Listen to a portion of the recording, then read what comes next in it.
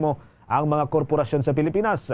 Binigyang diin din niya ang pangangailangan na para ho sa mas mahigpit na batas laban sa money laundering na tinukoy na ang mga illegal na operasyon ng Philippine Offshore Gaming Operator ay lalong lumalawak dahil yan sa hindi raw ho nare-regulate ng mga financial transaction. Pakinggan po natin ang bahagi po ng pagdinig kung saan ay tinatanong nitong si Congresswoman Luistro ang dating alkalde ng Bamban, Tarlac. I just wish to manifest, Mr. Chair, that in the poster showing congratulatory greetings about the first Chinese mayor, this came from businessmen here in Manila who originated from Fujian, China. The second manifestation, Mr. Chair, in the BI records, where Go Waping was described as dependent of her mother, Lin Wenyi, the mother is described as from Fujian, China. Based on research as well, Mr. Chair, the two incorporators by the name Bao Ying Lin and Ru Jin Zhang, both convicted of anti-money laundering in Singapore, are all from Fujian, China. So, I wonder, Mr. Chair, if these are merely coincidences. And I came across my research as well about the Fujian gang. So, to conclude this short interjection, Mr. Chair, may we request Ms. Alice to say something about Fujian gang, if she's aware? Bahagi po yan mga kabombo ng mga tagpo doon ho sa pagdinig ho ng Quad Committee ng Kamara de Representantes. Dahil po rito, tinanong nitong si Committee Chair Ace Barbers, itong si Alice Go, kung may alam ito sa koneksyong inilarawan nitong si Congresswoman Luistro.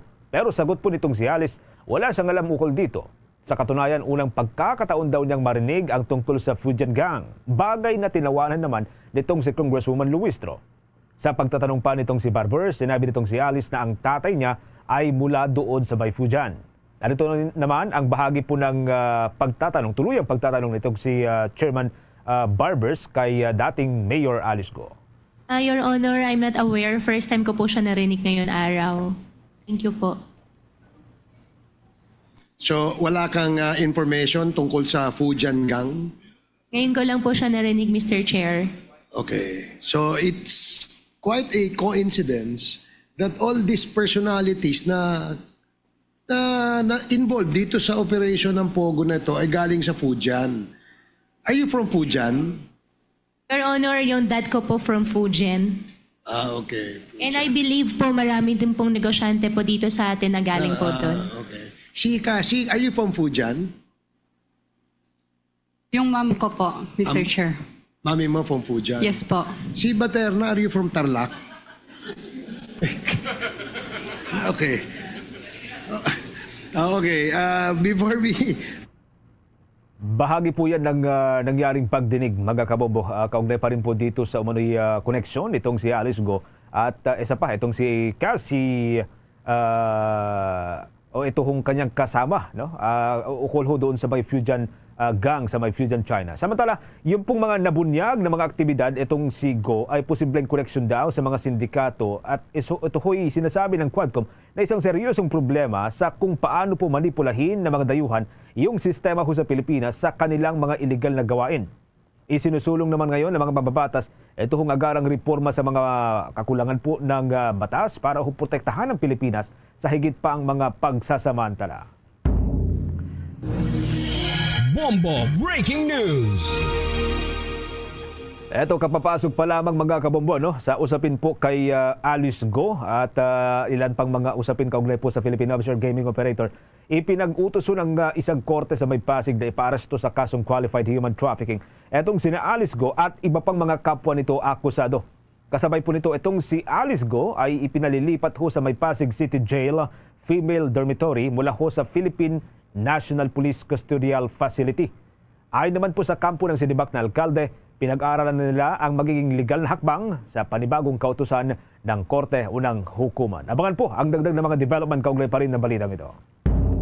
Sa iba pang mga may init na balita sa oras na ito, ibinunyag ng dating miyembro ng Kingdom of Jesus Christ na si Arlene Stone na iniaalok pa ni Pastor Apollo Kibuloy ang mga biktima nitong minor de edad sa mga malalapit niyang kaibigan na nasa kapangyarihan o matataas na posisyon. Ayon kay Stone, isa sa mga inalok ni Kibuloy at nakinabang sa mga bata umano ay si dating Pangulong Rodrigo Roa Duterte. May biktima umano na nakaranas na ialok kay Duterte ang mismong umamin sa kanya hinggil dito at kasalukuyang pang nasa loob ng Kingdom of Jesus Christ.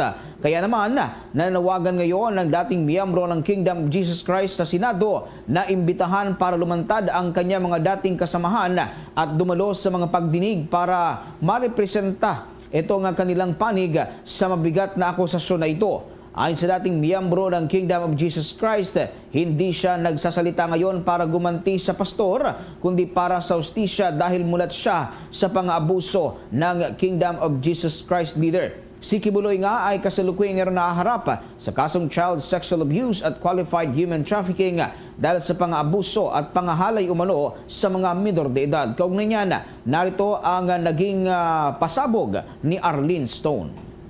Itong information na ito na inaalok sa mga very close friends lang ni Kibuloy, no? Like for example, dating Pangulong Duterte, inaalok kung sino yung meron silang gugustuhan na isa sa mga pastoral ay binibigay ni Kibuloy. At sa iba pa ng mga close-in friends ni Kibuloy na nasa kapangyarihan.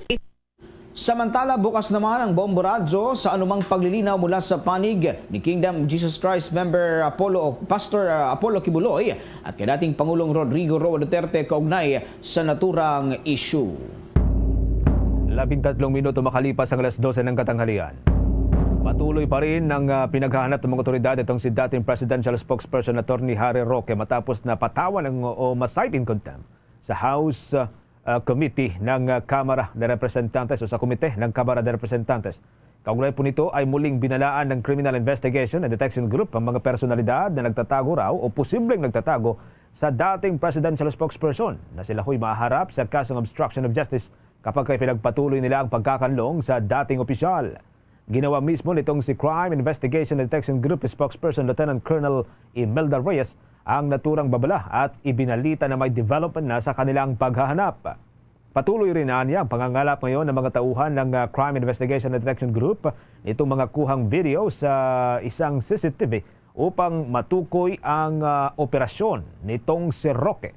Kung maalala, sinabi ng Philippine National Police na wala silang nakikitang indikasyon na nakalabas na ito ng bansa. Batay na rin sa datos at ng konfirmasyon ng Bureau of Immigration. Samantala, muling pinaalalahanan ni Philippine National Police Chief Police General Romel Francisco Marbil ang buong hanay ng pambansang pulisya na pairalin lagi ang batas at katotohanan.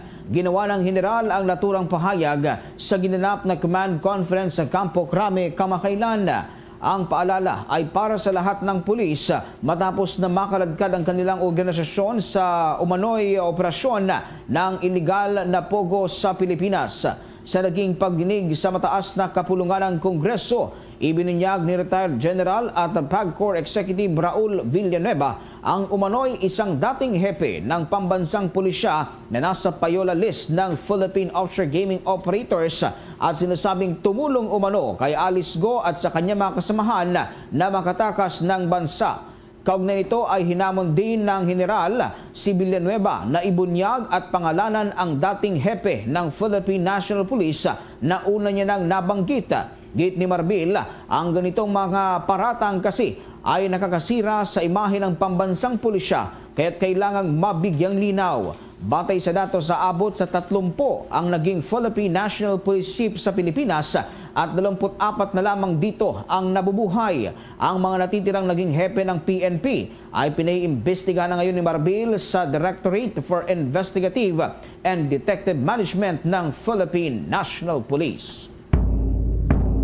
Samantala sa iba pa mga malalaking balita, inilipat na sa Presidential Anti-Organized Crime Commission ang kustodiya kay Tony Yang. Ito hong nakatatandang kapatid ni dating Presidential Economic Advisor Michael Yang. Maalalang itong si Tony ay nahuli po kagabi sa pamagitan po ng operasyon ng pinagsanib na puwersa ng Bureau of Immigration. Kasama rin po dito ang Intelligence Division at ng Presidential Anti-Organized Crime Commission.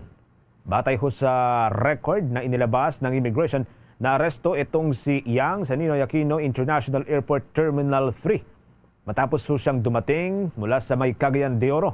Ang Presidential Anti-Organized Crime Commission ang siya pong mangangasiwa sa investigasyon laban kay Tony Yang. Kasunod na rin ang ilang reklamo na natanggap ng dating komisyon. Si Yang ay kilala rin sa ibang pangalan katulad po ng Antonio Lim at Yang Jianzin.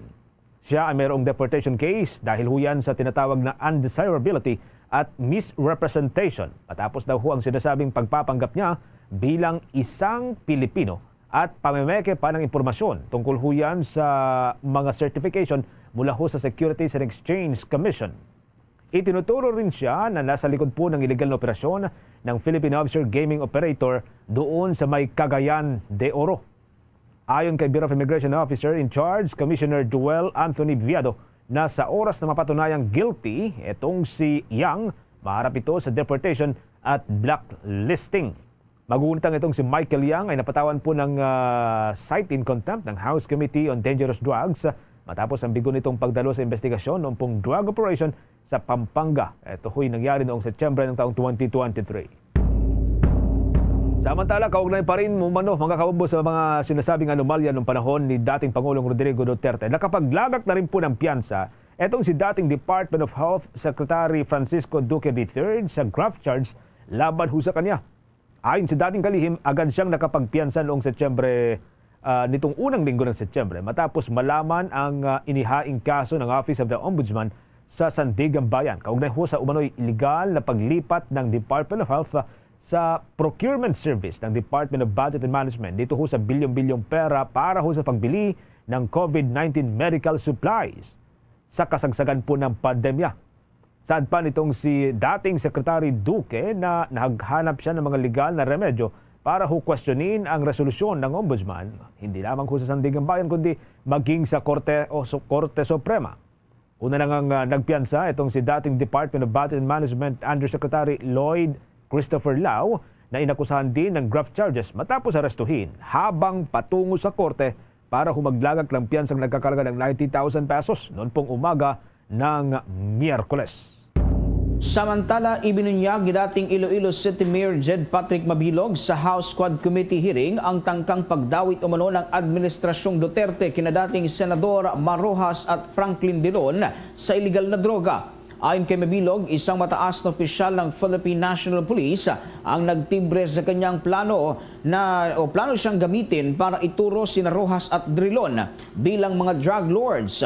Sinabi ni Mabilog na ang naturang impormasyon ay ibinahagi sa kanya matapos siyang himukin na bumalik sa Pilipinas dating Philippine National Police Chief at ngayon ay Senador Ronald Bato de la Rosa. Iginit din ni Mabilog na politika ang dahilan kaya siya isinama sa narco list at ilang beses na pinagbanta ang papatayin ng dating Pangulo. Ito ay dahil pinsan niya si dating Senador Franklin Drilon.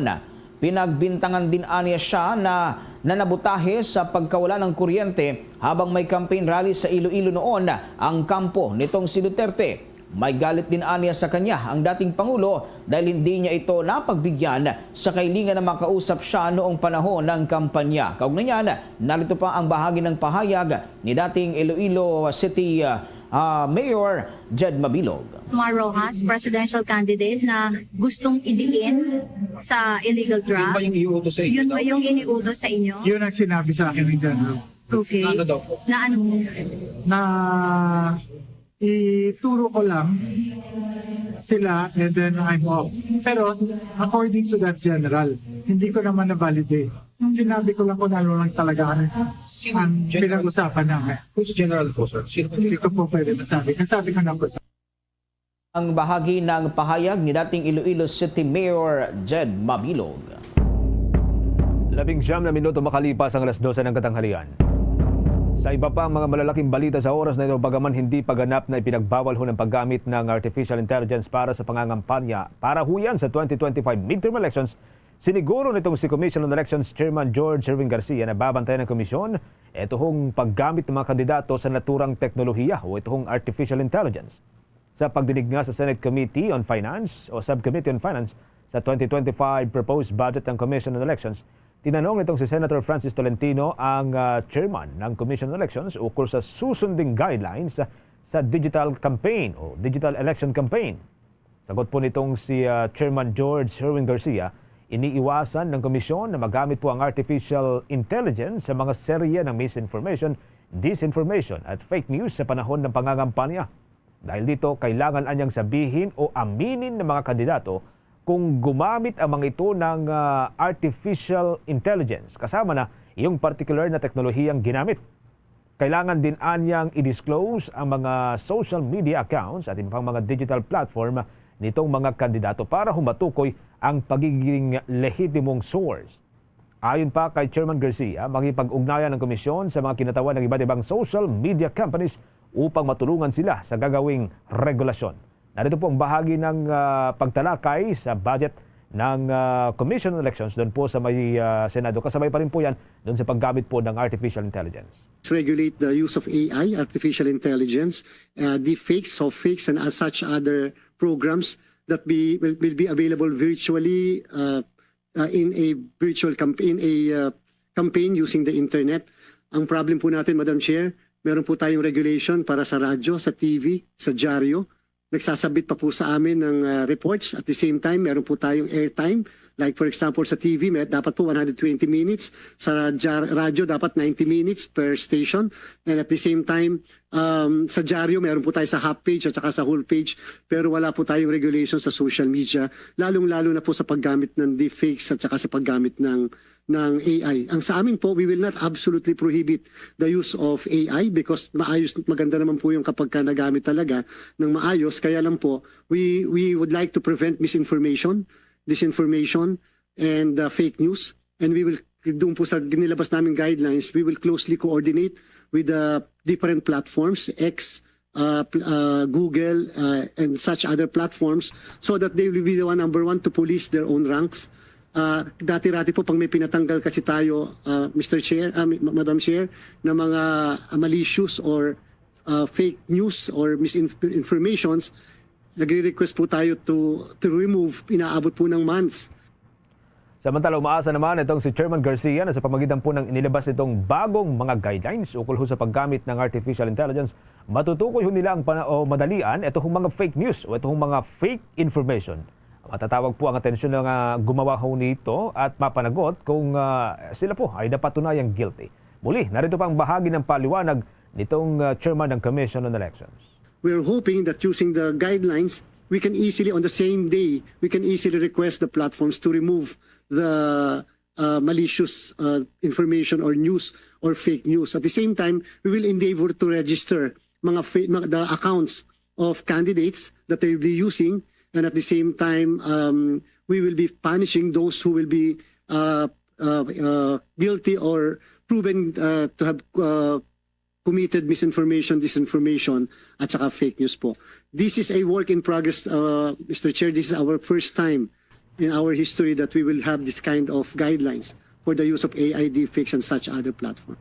Bahagi pa rin po ng paliwanag nitong si Commission on Elections Chairman George Erwin Garcia habang dinidinig itong 2025 budget ng Commission on Elections. Samantala, magkakabombo Caster Nation, heads up sa mga motorista. Kinakasahon ng mga grupo ng transportasyon sa araw ng Lunes, Setyembre 23. Ito pong isang transport strike. Inayag po ng itong grupong pagkakaisa ng mga samahan ng tsuper at ng operator nationwide. Ngayon pong araw lamang na magkakaroon po sila uli na malawakang transport strike kasama po ang Manibela at gaganapin nga po ito sa Setyembre 23 hanggang 24 mula Lunes hanggang Martes sa susunod po ito na linggo. Dito po ay ihahayag daw nila muli ang patuloy na pagtutol sa Public Transport Modernization Program. Inaasahan naman na daang mga driver at mga operator ang muli pong makikibahagi sa naturang strike upang muli pong umapela sa gobyerno na suspindihin yung programang modernisasyon at pag-aralan muna bago magpatuloy.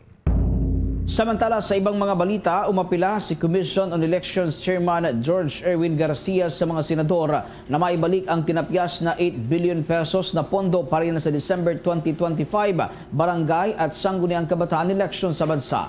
Ito'y matapos na gawing 35 billion pesos mula sa orihinal na panukalang pondo ng Polbali na 49 billion pesos para yan sa susunod na taon sa budget briefing ng Senate Finance Committee. Natapyasan ito ng 14 billion pesos kung saan 3 billion pesos dito ay para sa national and local elections at 8 billion pesos ay para sa barangay at sangguniang kabataan elections.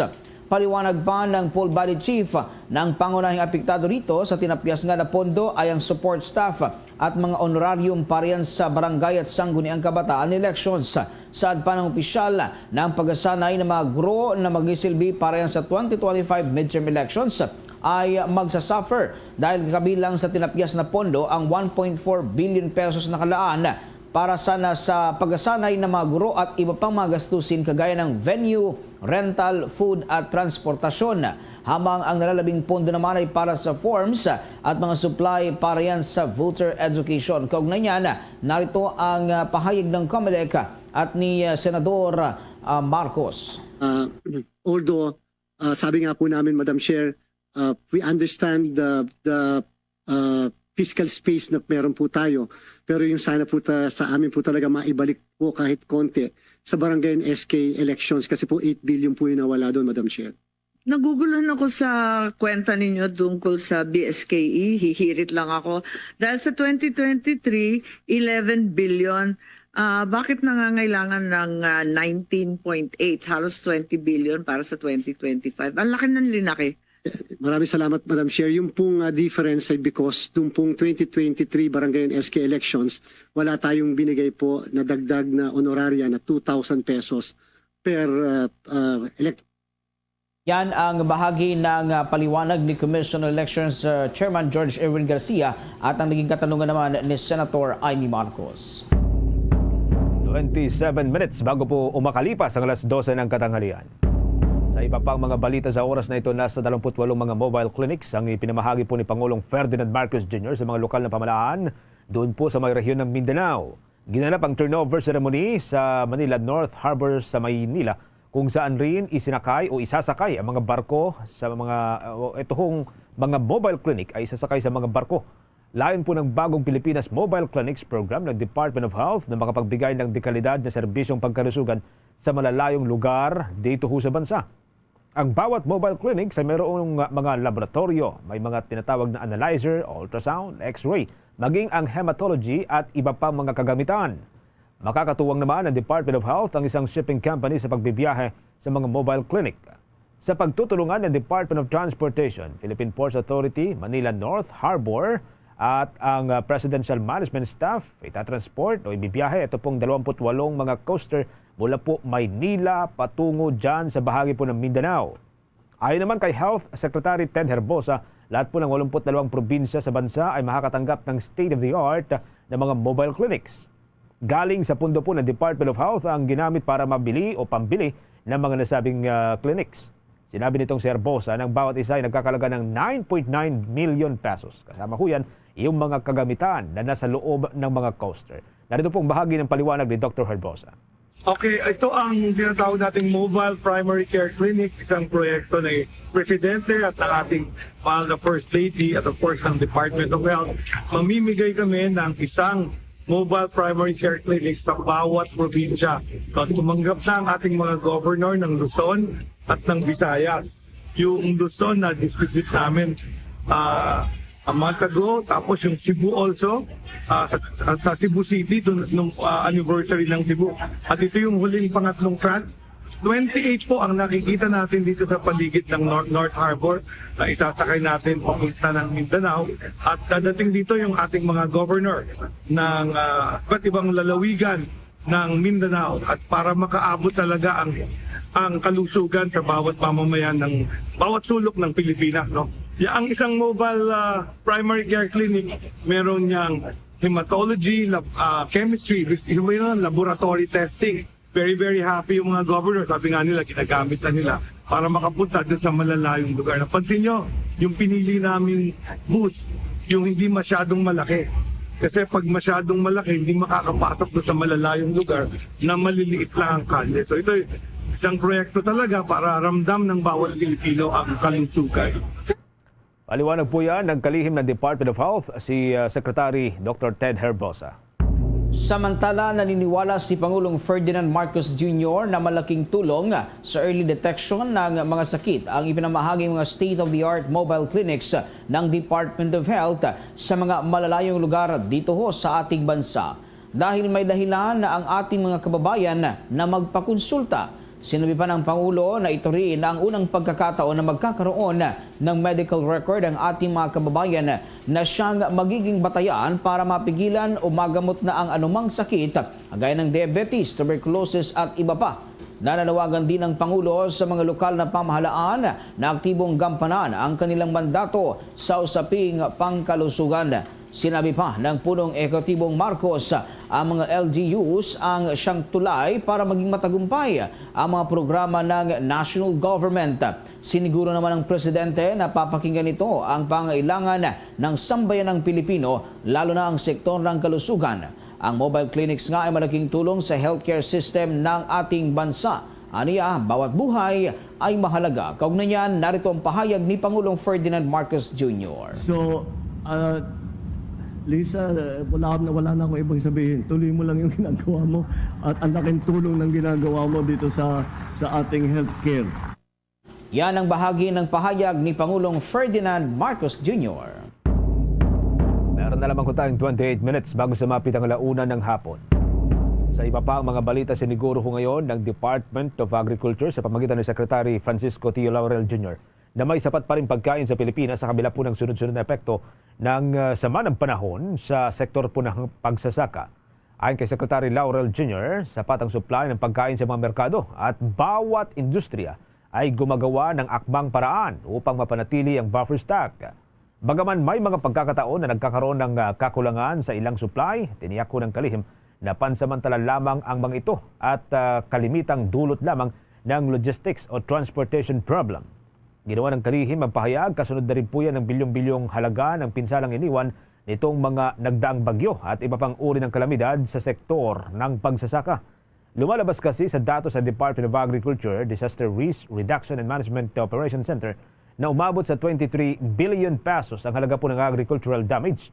Dahil yan sa pinagsama-samang epekto ng El Niño phenomenon, shear line, northeast monsoon, bagyong Aghon, super typhoon Carina at maging itong southwest monsoon. Sa pananalasan ng bagyong Ferdy, Hener at Helen ngayon pong Setyembre, naitala na ang mahigit sa 100 million pesos na halaga ng pinsala sa sektor ng pagsasaka. Kaugnay din po nito, mananatili pa rin daw ang mataas na buying price ng National Food Authority sa gitna po ng epekto ng mga bagyong tumama dito sa ating bansa sa kasalukuyan pong cropping season.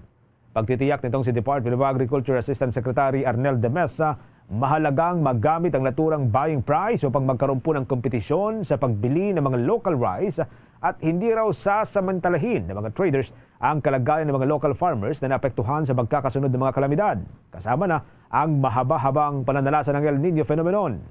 Basta't walaan niyang pagbabago sa buying strategy ng National Food Authority, magpapatuloy pa rin ang naturang presyuhan. Pagtitiyak pa ng opisyal, hindi pa ubos ang pondo ng National Food Authority habang mayroon ding sobrang pondo na natira noon pong nakalipas na taon na maaari pong gamitin sa kasalukuyan. Batay sa price range na ginagamit po ng National Food Authority, ang fresh o basang palay ay binibili po sa 17 pesos kada kilo hanggang sa 23 pesos kada kilo at 23 pesos hanggang 30 pesos kada kilo naman para ho sa tuyo o dry na palay. Sa kasalukuyan, inaayos rin anya ang ilang mga post-harvest facilities kasama ho mga bodega, drying at milling facilities upang magamit sa mga bulto-bultong palay na binibili mula po sa mga lokal na magsasaka. Bombo Weather Update.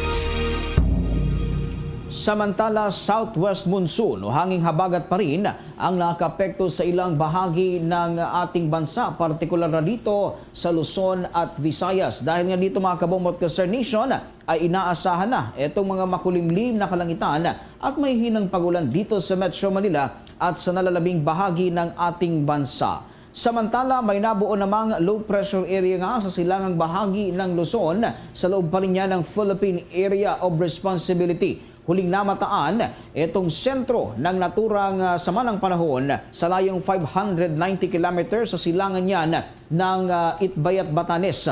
Kumikilos ito pa northwest sa bilisyan na 20 km per hour. Samantala, maliit naman ang tsansa na maging ganap itong bagyo ngayong araw, ngunit hindi nila inaalis nga na itong possibility na maging ganap itong bagyo sa loob lamang ng linggong ito. At mas mainam pa rin mga kabombo na laging handa sa panahon ng sakuna para maiwasan ang anumang uri ng aksidente. Sa iba pa ang mga malalaking balita, mga kabombo, hindi na po obligadong patunayan na tumutol sa panggagahasa o panggagahasa ang biktima sa kaso po ng rape na ginamitan po ng puwersa, pagbabanta o kung hindi man ay pananakot. Ito po'y ayon sa Korte Suprema. Dahil nga po sa Korte Suprema, nang pagtibayin po nito ang hatol sa isa pong lalaki dahil sa panggagahasa sa kanyang babaeng anak. Mula ho nang ito ay 9 na taong gulang pa lamang hanggang naging 16 na taong gulang mula ho taong 2009 hanggang 2015. Pasintabi ho muna, medyo maselan pong nilalaman po ng ating balita. Sa desisyon ay sinulat itong si Associate Justice Maria Filomena Singh, nakasaad sapat na para ho patunayan na may naganap na puwersa, pagbabanta o pananakot sa biktima sa mga ganitong klase, ganito pong uri ng panggagahasa. Sa ilalim po ng Article 266-A ng Revised Penal Code o Penal Code, mayroong rape kapag ang pagipagtalik ay ginawa po sa sumusunod na mga paraan. Una, sa pamagitan po ng puwersa, pagbabanta o pananakot. Pangalawa, kapag ang biktima ay wala pong malay o walang katinuan. Pangatlo, sa pamagitan po ng panlilinlang o pang-aabuso ng kapangyarihan. At pangapat, kapag ang biktima ay wala pang 12 taong gulang o may sakit sa pag-iisip. Sa bisa po ng Republic Act No. 11648 noong 2022, may tuturing na raw na rape kapag wala pang 16 o 16 na taong gulang ang katalik. Ito man po ay may consent doon sa katalik o doon sa babae.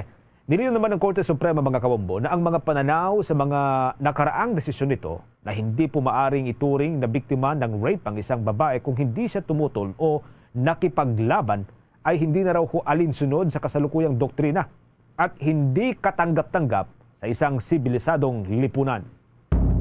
Samantala, napigilan ng Department of Foreign Affairs ang mahigit 170 passport application ng mga individual na may questionableng nasyonalidad.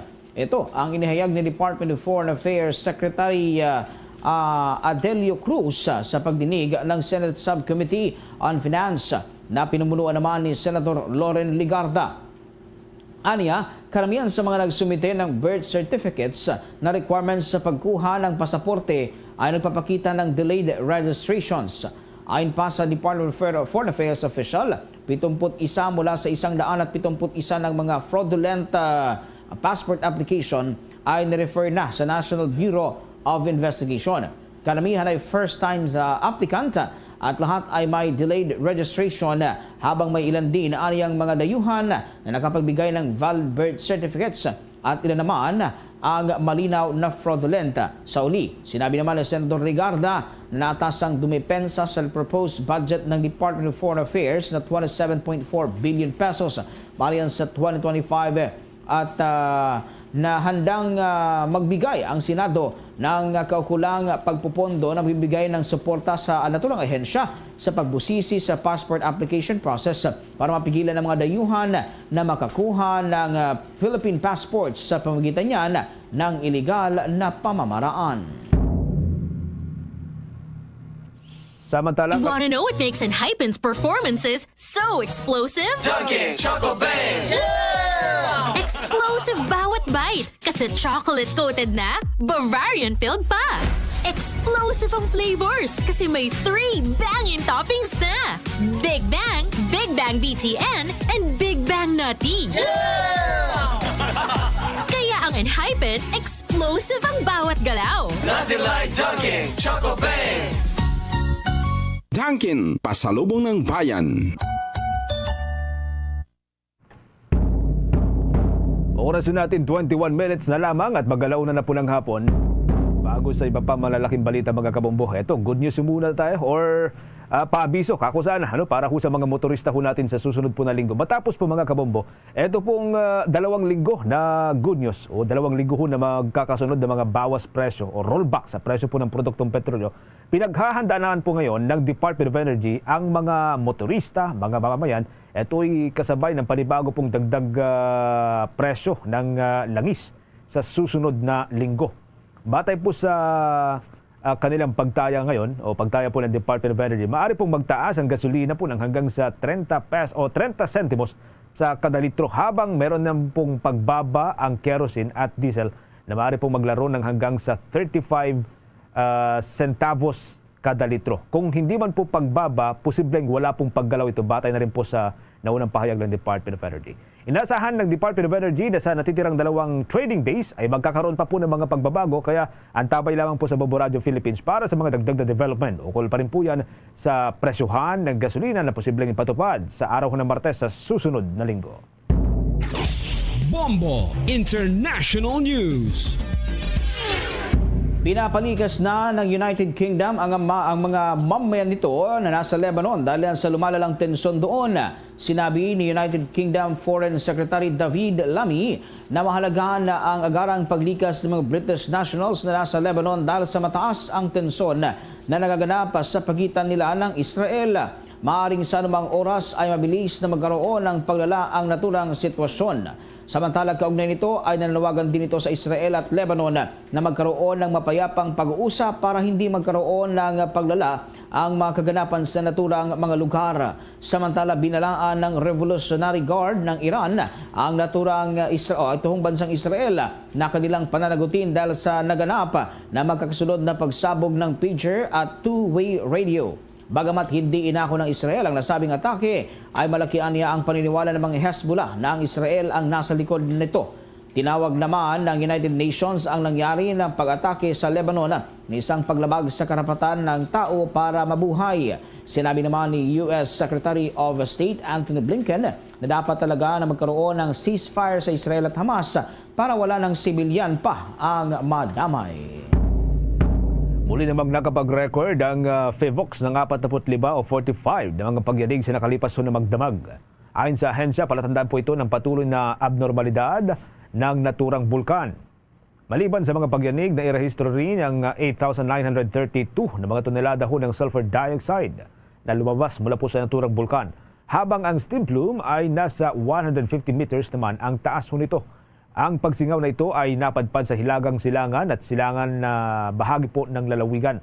Namataan din ang ground deformation sa bahagi po ng Mount Canlaon. Isa rin po sa mga binabantayan ng Philippine Institute of Seismology o itong FIVOX. Samantala, magbibigay ng tulong pangkabuhayan ng Armed Forces of the Philippines para yan sa mga Pilipinong mangingisda na apektado ng taunang War Games sa pagitan ng Pilipinas at Estados Unidos sa Balikatan Exercise.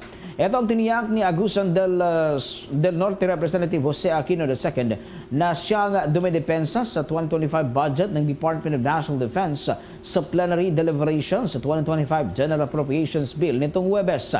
Kabilang sa mga tulong na ibibigay ay sa ilalim yan ng mga programang Assistance to Individuals in Crisis Situation ng Department of Social Welfare and Development at upad o tulong pangkabuhayan sa ating disadvantaged and displaced workers ng Department of Labor and Employment na ipapamahagi naman sa mga lokal na pamahalaan at komunidad na maapektuhan bago magsimula ang naturang balikatan exercise. Tinek din ng mababatas na sisiguraduhin ng AFP o Armed Forces of the Philippines ang kaligtasan ng mga lokal na komunidad sa kasagsagan niyan ng naturang pagsasanay sa pagitan ng pakikipagbahagi nga sa masinsinang pagpaplano at kolaborasyon sa mga lokal na pamahalaan. Una na ngang sinabi ni House Deputy Minority Leader Franz Castro sa naturang deliberasyon na may nakarating sa kanilang impormasyon na naihinto ang kabuhayan ng mga mangingisda sa Dakong Norte, partikular sa Batanes dahil ginagamit ang katubigan doon para yan sa naturang pagsasanay. Matatandaan na noong nakalipas na taon ay sinagawa ang naturang taunang War Games sa Batanes at sa iba pang lugar, habang ngayong taon naman ay nasa 5 lugar na kinabibilangan niya ng Tarlac, Zambales, Lawag City, Palawan at Cabra Island sa Lubang Occidental, Mindoro. Samantala, tiniyak naman ni Pangulong Ferdinand Marcos Jr. sa mga agrarian reform beneficiaries na hindi sila pababayaan ng Administrasyong Marcos sa kanilang laban para humakamit ang mga lupaing matagal ng sinasaka. At ito ho'y sa kanyang talumpati nga doon ho sa may Pasay City sa may Iloilo. Iginit po nitong si Pangulong Marcos na batid ng pamahalaan ng mga hamong kinakaharap ng mga agrarian reform beneficiary sa pag-acquire ng kanilang mga lupa. Nangako ang Pangulo na hindi sila iiwanan ng administrasyon. Nasa 1,725 na mga e-titles at 207 Certificate of Land Ownership Award ang naipamahagi ng punong ehekutibo sa 1,932 na mga benepisyaryo mula po sa may Aklan, Antique, Capiz at maging dyan sa may bahagi po ng Guimaras. Dagdag pa ni Pangulong Marcos ang distribusyon ng mga e-titles at mga Certificate of Land Ownership ay hindi lamang dream come true para ho sa mga magsasaka, kundi pagpapatupad din po ito ng pangako sa kanila ng gobyerno.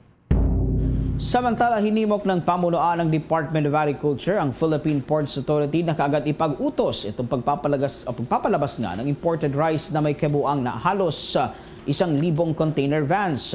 Ito ang mismong panawagan ni Agriculture Secretary Francisco Teodoro Jr. At sa datos nga ng Philippine Ports Authority, aabot sa 880 container vans na naglalaman niya ng hindi bababa sa 20 milyong kilo ng bigas sa container yards ng mga puerto rito sa Manila. Kahapon ay pinangunahan mismo ni Philippine Ports Authority General Manager Jason Siago ang paglilibot sa nasabing mga puerto para tingnan ang mga container na nakalagak doon. Dahil dito ay pinasalamatan ng Department of Agriculture ang mabilis na aksyon ng pamunuan ng Philippine Ports Authority. Ikinababahala kasi ng ahensya na magkakaroon ng kakulangan sa supply ng pagkain sakaling maantala nga ang pagpapalabas ng naturang bilang ng mga bigas. Meron na lamang ho tayong 14 minutes mga kabombo bago po sumapit ang alauna ng hapon. Sa iba pang mga balita, inirekomenda naman itong si University of the Philippines Institute for Maritime Affairs and Law of the Sea Director J. Batong Bakal ang pagpapatuloy daw ng mga patrol operations ng pamahalaan sa West Philippine Sea. Ito'y sa kabila ng tuloy-tuloy na harassment na ginagawa ho ng China sa mga barko ho ng Pilipinas. Ayon kay Professor Batong Bakal, ito ang tanging paraan upang maipakita ng pamahalaan na pinapanindigan nito ang claims ng Pilipinas sa may West Philippine Sea at hindi ito yumuyuko sa China. Sa katunayan ng palagiang pagpapatrolya sa lugar ay nang iinis daw sa mga Chinese forces na nakadeploy sa naturang karagatan at nagpapakitang pinapanindigan ng Pilipinas ang karapatan nito kahit na sunod-sunod pa ang gagawing pambubuli o harassment. Ayon pa kay Batong Bakal, hindi dapat tumigil ang Pilipinas sa pagpapatrolya sa West Philippine Sea sa kahit anong paraan, lalo ngayon at umalis na ang BRP Teresa Magbanwa doon ho sa may Escuela Shoal. Kailangan anyang ma-maintain ng bansa ang presensya nito sa pinag-agawang karagatan at maprotektahan ang mga mangisda na lagi pong nagagawi sa naturang katubigan. Tala, nag-issue ng flexible guidelines ang Department of Education o DepEd sa ilalim yan ng pamumuno ni Secretary Juan Edgardo Sani Angara para yan sa pagpapatupad nitong tinatawag na matatag curriculum. Batay sa Department of Education Order Number 012 Series of 2024, ang mga bagong guidelines ay magbibigay daan sa mga paaralan na iakma ang schedule ng klase. Batayan sa kanilang mga partikular na pangangailangan at kapasidad para masiguro ang mas maayos na paghatid ng edukasyon sa kabila pa rin niya ng limitadong staff at pasilidad. Sa naunang inilabas nga ng Department Order Number 10 Series of 2024, ang isang subject ay dapat maituro sa loob ng 45 minuto kada isang araw para yan sa 5 araw at ang homeroom guidance program naman ay 45 minuto, isang beses sa isang linggo. Ayon sa Department of Education, mananatili itong option A. Gayunpaman, sa ilalim ng bagong probisyon, ang option B ay magpapaintulot sa mga paaralan na maglaan ng magkakaparehong oras na 50 at 55 o 60 minuto bawat subject. Sa ilalim ng opsyong ito, ang English, Mathematics, Science, Good Manners at Right Conduct ay dapat ituro ng 5 beses sa isang linggo. Habang ang edukasyong pantahan at pangkabuhayan, Technology and Livelihood Education, Music, Arts, Physical Education, and Health o MAPE, Araling Panlipunan, at Filipino subject naman ay 4 na beses na dapat ituro sa loob ng isang linggo. Sa mga kaso kung saan hindi posible ang option A o B, papayagan ng ahensya o ng Department of Education ng mga paaralan na magmungkahi ng iba pang kombinasyon sa kondisyon na ang kabuang oras ng klase ay hindi bababa sa 5 oras at 30 minuto bawat araw. Ito ang magiging option C, batayan sa panibagong kautusan ng ahensya. Binigyan din ng Department of Education na ang mga panukalang kombinasyon sa labas ng mga nabanggit na opsyon na ibinigay sa ilalim ng bagong department order ay dapat munang sumailalim sa masusing pag-usuri at kailangang aprubahan ng School Division Superintendent o anumang authorized representatives. Meron na lamang tayong 11 minuto bago po sumapit ang launa ng hapon. Mga kabambot, sa pagkakataong ito, dako tayo sa ating mga provincial report. Kahapon ay nagtungo po si Pangulong Ferdinand Bongbong Marcos Jr. dyan sa may Visayas area.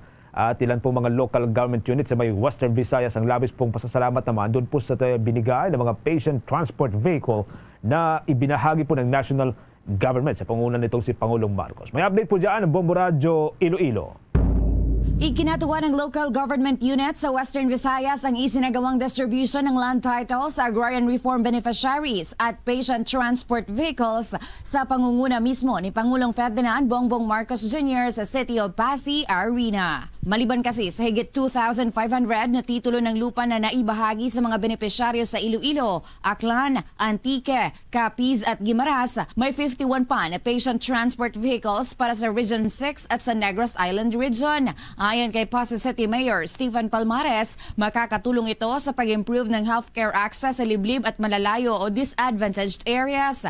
Bawat ambulansya ay nagkakahalaga ng 2.120 million pesos dahil may dala itong medical equipment katulad ng stretcher, oxygen tank, blood pressure monitor at iba pang devices na required ng Department of Health.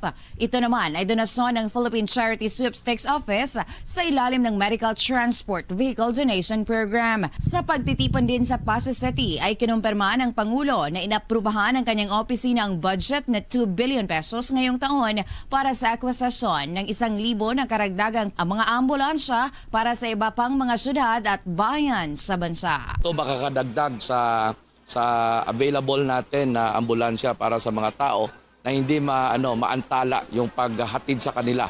Especially sa mga tertiary hospitals sa Iloilo. So it is very important na may ambulance yung mga local government unit at very blessed yung lahat ng local government unit na mabibigyan ng ambulansya. A clear manifestation if the national government and the local government will work hand in hand. At saka yung local government may support ng national government. Yung services na nabibigay natin sa mga tao, napakadali. Si Pasay City Mayor Attorney Stephen Palmares. Para sa Bombo Network News, mula sa Bombo Radio Iloilo, ako si Bombo Gisa Padillos. Para sa number 1 and most trusted radio network in the country, Bombo Radio Philippines, Basta Radio. Bombo! Bombo Entertainment News. Bombo Entertainment News. Eto namang mga ballet dancers mula sa Baguio City abay namayagpag sa 2024 Asian Ballet Championship. Alamin natin ang buong detalye, tinutukan yan ng Star FM Baguio. Namayagpag ang mga ballet dancers mula Baguio City sa katatapos na 2024 Asian Ballet Competition. Nakakuha ng gintong medalya sina Phoebe Ray Buen sa Adult Classical Solo at Michelle Julian Kwan sa Adult Classical Solo Best Performance Award. Habang silver medal naman si Kisha Babas sa Senior Classical Solo. Ang mga ballet dancers ay kabilang sa mga elite dancers ng Ballet Baguio na pinangungunahan ni Coach Jacqueline Goramon. Sa exclusive interview ng Star FM Baguio sa mga ballet dancers ng Ballet Baguio, ibinahagi ng mga ito kung paano nila pinaghahandaan ang bawat kompetisyon na kanilang nilalahukan, kung saan kailangan nilang balansehin ang kanilang academics at training sa ballet. Mahalaga rin umano sa kanilang preparasyon ang pangangalaga sa kanilang katawan sa pamamagitan ng masusustansyang pagkain para ma-maintain na sila ay in good shape sa bawat kompetisyon. So nung nalaman ko po na yung score ko ay nakaabot sa gold, hindi ko po alam yung i-react kasi nung una hindi po ako umiyak.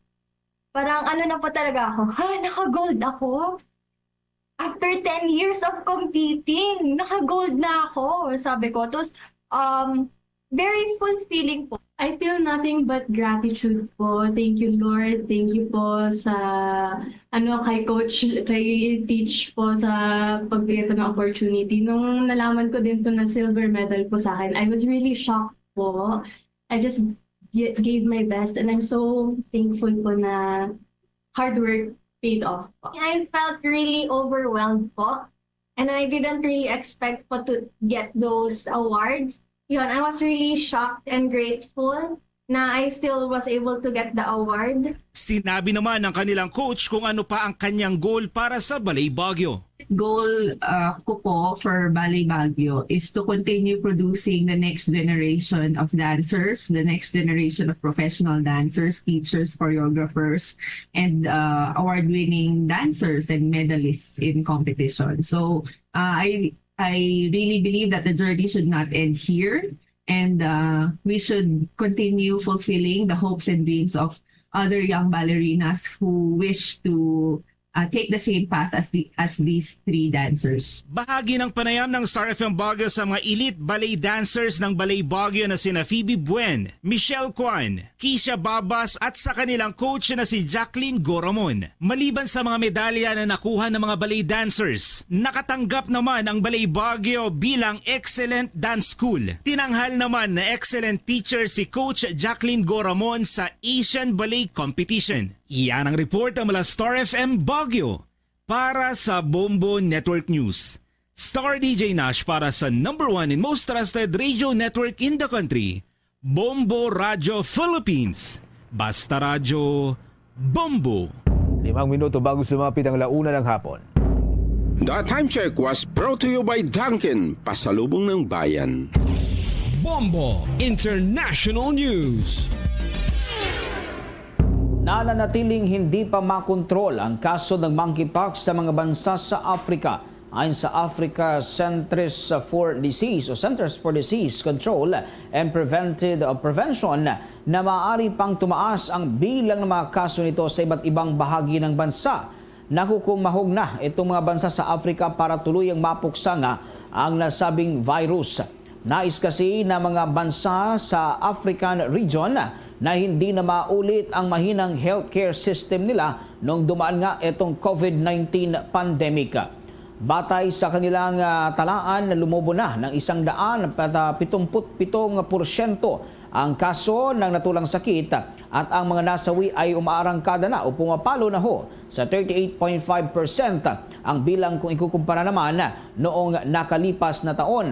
Magugunitang idineklara na rin kamakailan ng World Health Organization ang nasabing outbreak bilang public emergency of international concern, lalo na at may bagong variant na nakita ang mga eksperto. Bombo Sports News. Sa ating sports balita, nanatili pong positibo itong si Pinoy boxer Melvin Jerusalem na kaya po niyang talunin ng Mexican boxer na si Luis Castillo. Maghaharap po ang dalawa sa araw ho ng linggo para ho yan sa pagdepensa nitong si Jerusalem ng kanyang World Boxing Champion World Minimum Weight title. Sinabi ho ng isa sa mga dalawang Pinoy Boxing World Champion na kanila pong pinag-aralang mabuti ang mga galaw nito hong si Castillo. Magkakaroon niya ng dagdag na lakas ito sa mga Pinoy fans na manonood sa kanyang magiging laban. Hindi naman nagpatalo itong si Castillo kung saan desidido raw ho siyang talunin itong si Jerusalem kahit na sariling bayan pa ito gaganapin ang naturang laban.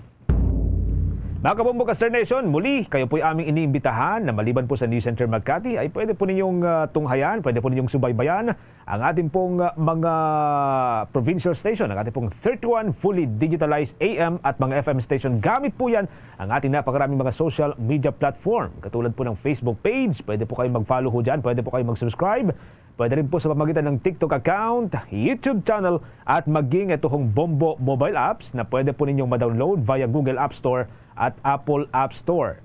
Para sa dagdag pa rin mga balita at mahalagang impormasyon, tutok lamang po sa ating mga provincial station. Katulad po dyan sa may bahagi po ng Visayas area. Nariyan po ang ating Bombo Radio Iloilo, Bombo Radio Bacolod, ang Bombo Radio Cebu, maging ang Bombo Radio Rojas, Bombo Radio Calibo at ang Bombo Radio Tacloban.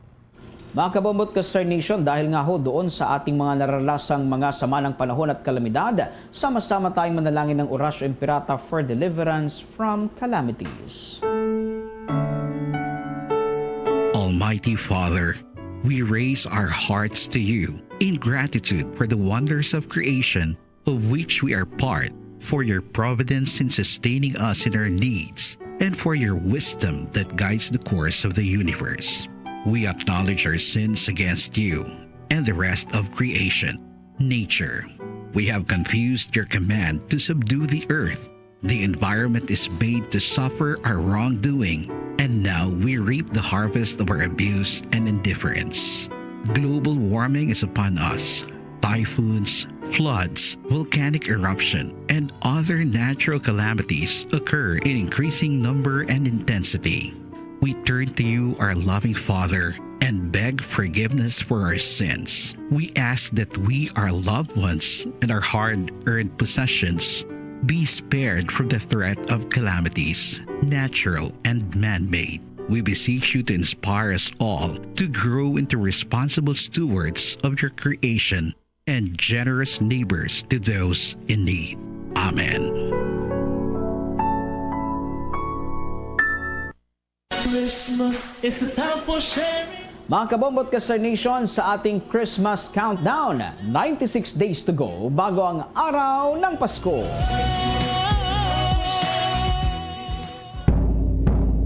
Luzon, Visayas at Mindanao at maging sa buong mundo. Yan na pong kabuuan ng ating balitaan para sa pangtanghaling edisyon ng Bombo Network News. Sa Bombo Network News Noontime Edition.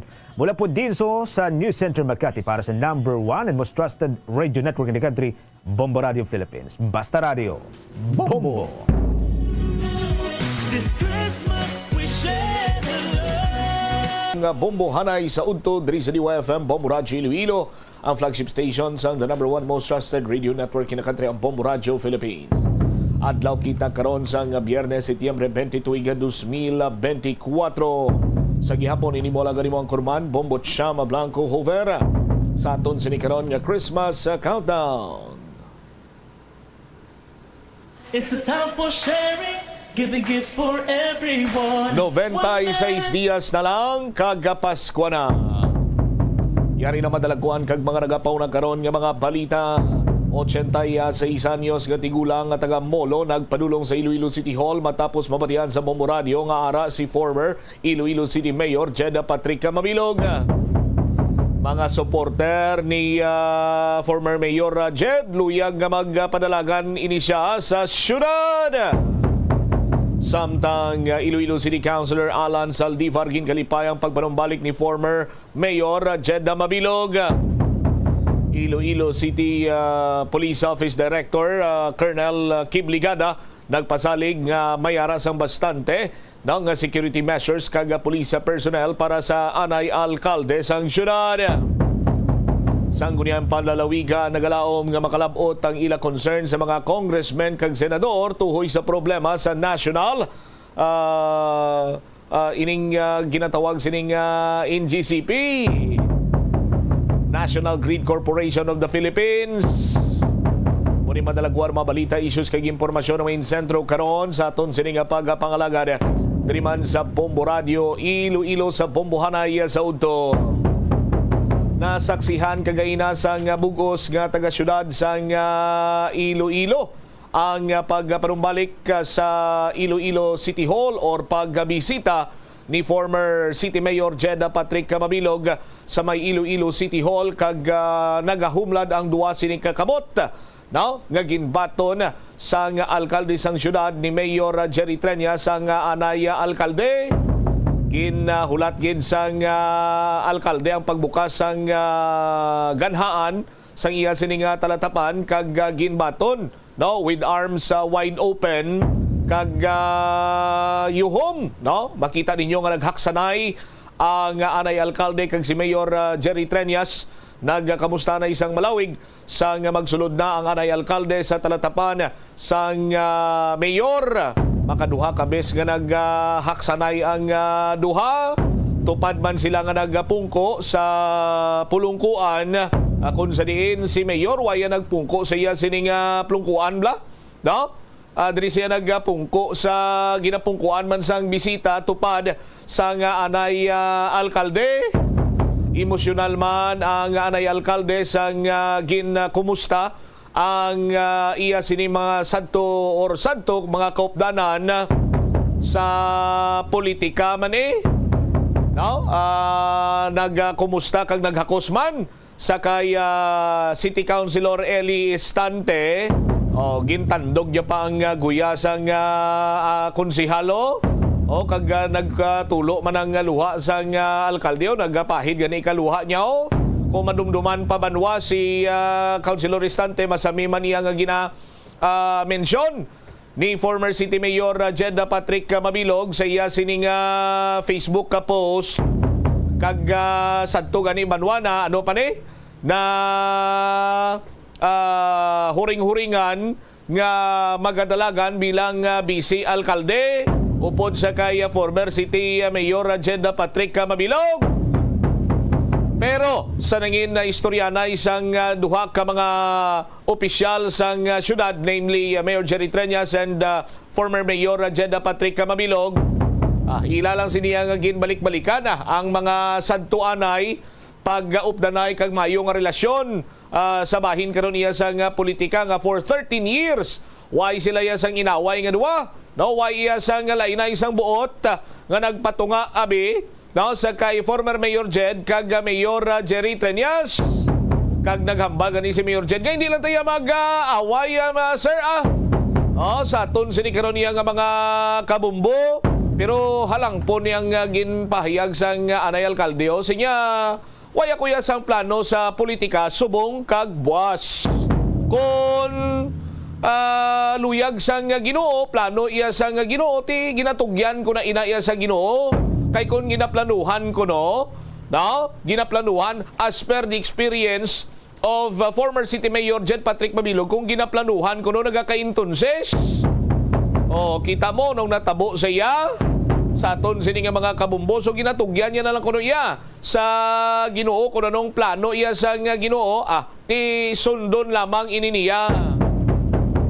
Check naman naton this time si Bombo Pauline Piliora kay may 86 anyos nga tigulang nga tagamulo sang mabatian niya nga ara sa Iloilo City Hall si former City Mayor Jed Mabilog. Nagdalikat ini sa naglakat kag nagpadulong sa City Hall siguro sa tinutuyo nga makita kag ti mahakos ang anay alkalde. Kay usually kung nahidlaw ka sa isa ka individual nga imo sini nga hatagan sang importansya kag malapit sa imo sini iyang kabubuton, ti siyempre sa malawig nga tsimpong wala ka mo makita nay kag makita mo siya gulpiada lamang. Mabalaan mo nga within reach siya, ari siya sa palibot lang. Ti nagtingwa ginang 86 anyos nga tigulang magpadulong sa City Hall kag makita si former City Mayor Jed Patrick Mabilog. Natuman balang iya sining handom kag tinutuyo. Check ta si Bombo Pauline Piliora Pau sa report. Please come in. Yes, Bombo Cham, abi-abi diri sang mga pilaman ka supporters ni former Mayor Jed Patrick Mabilog ang iya pag-abot kag ilabi na gid ang presensya niya diri subong sa may Iloilo City Hall. Kagkabahin diri Bombo Cham kaupod man naton ining isa ka 86 anyos nga tigulang at nakita naton siya kagina dito sa may sagwa sa may exit port diri sa City Hall nga nagatindog kag suksok pa niya ni ang t-shirt nga may ngalan na mabilog pa rin ang color yellow na Bombo Cham kaga si subong ang suno sa iya taga Fundidor Molo ini siya pagte ang pagtigangot man naton siya sa nabatian niya napakta Bombo ini nabatian nga nagabot si Mayor Jed Patrick o si former Mayor Jed Patrick Mabilog nagka-timing kasi hindi man siya kuno kabalo mag-cellphone, hindi man siya kabalo mag-Facebook. Nabatian niya kahina inisang aga sa may Bombo Radyo man sa pagtutok niya Bombo Cham. Amo na ginatak na alas 11 inisang aga nagpadulong ini siya sa may bahin sa City Hall kay tinabatian niya dito mati mahapit diri si former Mayor Jed Patrick Mabilog kag kabahin man dira sa din hingagaw na ako na ngayo to siya ganit dito sa may isa ka pulis nga nakita niya dito sa may area sa Molo pag nagdali-dali niya siya sakay sa may jeep padulong diri kag naga-idag-idag lakat naga-mata-mata lakat en tungkod niya nga payong bumotsa kagati ang tiyadigin na pabutsyag man nati nagapati siya ya na inosente ini si anay Mayor Jed Patrick Mabilog kag nagdugay emotional ini si Nanay Clarita amo ni subong kaupod naton nga 86 anyos kiti subong ari di siya bumbot siyang nagatindog sa may sagwa sa elevator at gina kung makita niya ko ni bumbot siyang ihapton gid niya ini kay nagalingkag ni gid siya ngati sa after 7 years makita niya liwat si former Mayor Jed Patrick Pamilog nay kaupod na subong si bumbot siyang sa bumbonay sa ugto anong nabatsyagan mo subong kay makita mo na si former Mayor Jed Patrick Pamilog grabe nabatsyagan mo kalipay niya ama tungkol sa makaluoy ko kasi pagdugma sa iya. Daw sa mo na lang ko sabi sa nga asala, ako naglayas lang. Pero pagkabate ko, kalipay kita ko daw sa wala. At diin mo na batian ni kaginanay nga ti maabot si Mayor akon si former Mayor Jed Patrick Pamilog. Sa diin ay? Pero sa radyo Bombo gidya. Bombo radyo. Ano oras mo na batian? Ay na. Mga lasunsi ito. Pag sila din siya maagyayan sa sila isang nyo bilang announcer, din siya maagyayan sa may Senpol. Yan, natuyo pa to siya mo. Natuyo pa siya, wala sinulugan. Ayan, sa'yo plano. Ano to? Kagina bombot siyam na batian niya kagina nga do emotional ini si Anay Mayor Jed Patrick Mabilog do nagasubong dugaluha-luha ning mata ni Nanay Clarita kay nagahulat-hulat gid siya nay pila na ka tuig ning tago mo sa imong nga t-shirt ay sana ano pa dugay na ko na bombot siyam kay apisar nga do medyo 80 ako na 86 anyos na ini si Nanay Clarita apang bisan ko no kabudlay maglakat apang gintinguan niya gid makalabot diri sa may City Hall agud makita man si former Mayor Jed Patrick Mabilog kasi sa sini nga mga tinion ginahulat-hulat niya kay dugay based di man sa information nga ato nakuha dugay after ni panyaga ni former Jed Patrick Mabilog ako former Mayor Jed Patrick Mabilog manaog naman siya dugay-dugay kay amo ning ginahulat ni Nanay Clarita subong sa sini nga mga tinion kaga hindi gina siya gani magpungko bombot siyam bisan ginahambalan mo nga mapungko dito sa higada na agad angan-anganon lang ba lang mag-agi si former mayor hindi gid siya dali gid siya kuno mahulat sa may tubang sang elevator. Wow, ti perti nagapakita lamang ang gugma ni Nanay Clarissa tudok sa iya sini nga kasing-kasing para sa kay former Mayor Jed Mabilog. Mugid siya kamo na nga base man diya sa iya kay personal niya man nga kilala sang una si former Mayor Jed Patrick Mabilog pag nagalao man nga matandaan pa ini siya bombot siya kay kung makita niya ini nga hugot niya gid ini nga hakson kag ipabot siya ng suporta niya sa bahin man sang Anay Alcalde. All right. Ini si Bombo Pauline Dimitriyo Piliora para sa the number 1 and most trusted radio network in the country, ang Bombo Radio Philippines. Basta radyo. Bombo. Salamat kid Bombo Pauline Piliora sa imo siniiyang follow-up report. Ti hamakon mo sa banwa. Agdahon mo ang 86 anyos iyang babayi nga magpungko, magpauwayway kay tinga panyaga pa to si former Mayor Jed Mabilog sa babaw kopod sa kay Mayor Jerry Trias kag sa iban pa sini nga mga opisyal man sa city government pero ginpili niya nga magtindog lamang. No, tiyamakon mo na hambal ni Nanay Clarissa sinya sang mabatian ko sa Bumbo. O tikay man sa kuno cellphone mo. Ni masak malo mag Facebook daw kun ano. Tisang mabatian niya kuno sa Bumbo, nagabatian niya sa radyo, nga nagatutok sa Bumbo, pagkabati niya sa Bumbo, banwa, why na sang damo pang istorya, nagdalikat, iningot 86 anyos para lamang makita ang Anay Alcalde sang syudad sa Iloilo, di kalabanan sa mga kabumbo naton, nabalaan man sini nila matapos nga nabatian sila mga medyo bulubataon kag may mga cellphone lang, no? Iban sini sila nakabati sa radyo, iban sini tinakita nila sa Facebook Live, no? Nalantaw nila sa Facebook Live, nakalantaw sila sa YouTube channel sang Bumbo Radio. Didto man kag nagpakita sang suporta sa kay former City Mayor Jed Patrick Mabilog sa iya sini nga pagbisita sa may Iloilo City Hall. Suksok pa to sa 86 anyos siyang nanayo, ang bayo sa una. No, mga bayo lang ang ginahatag sa ni former City Mayor Jed Mabilog sa mga supporters niya. Kag nagasakdag man sa iya sa aton sini nga mga kabumbuti. As of now, ang aton sini information sandig man sa nagather dira sa aton sini nga mga kopda ng mga Bombo reporters, si former City Mayor Jed Mabilog ang ara pa sa ibabaw sa opisina pa sa gyapon sang alkalde ni Mayor Jerry Treñas kag nagapanyaga sila kuno bot didto nila gin-celebrate ang birthday ni former City Mayor Jed. Kag may ginhatag pagani si Mayor Jerry Treñas kag si Inday Raiza Treñas Chung cake para sa kay former City Mayor Jed Mabilog.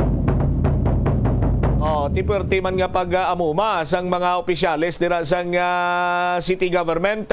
Hilabi na sa aton sining alkalde sa pagbisita dira sa anay alkalde kaya ang tinutuyo kuno iya sang anay alkalde sa pagpadulong niya dira amo ang maghatag sang kortesiya sa tawo nga nagmold sa iya bilang mangin leader man sang syudad sang Iloilo.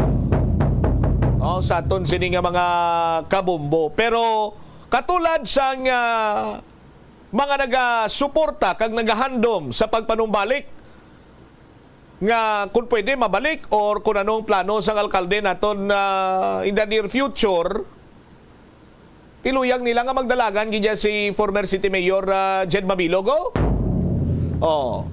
Pero tikon si Mayor Mabilog pagani kagina hambal yato sinya sangara sa kuno sa asylum dito sa may Amerika, gintanyagan to siya nga sa isa ka sa isa sinika grupo to nga mag-upod sa ila. Sinya ti hindi lang ko anay guro mag-intras politika kay kun mag-intras politika daw nagkuha ka lang sang bato kag ginpukpok man sa ulo mo. Kung ara ka na sa politika, hindi na ya bato ang ginapasaan mo kag ipukpok sa ulo mo do isa na ya ka building. Tiyan mo kuno ka na dako sinang responsibilidad kung yara ikaw sa patag iya sang politika. Pero pila sa mga supporters diri sang anay alkalde nagahandom sa gyapon nga ini siya ang papili mga kauturan.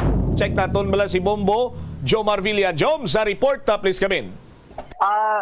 Bombo Champ nagalaom diri ang mga supporter ni former Mayor Jed Patrick Mabilog nga suportaran nila ang alkalde sa tion nga magpadalagan ini bilang alkalde diri sa Bay Syudad o kun aning anay alkalde diri sa syudad sang Iloilo kay dig mga supporter mga diehard gid ni kay former Mayor Jed Mabilog sa ini siya ang nagatungko bilang alkalde diri sa syudad sang Iloilo In fact, ang mga supporters ni ang kilala ba lang ang mga red ladies, ang mga red ladies pero sa subong nakasuksok pas na puti,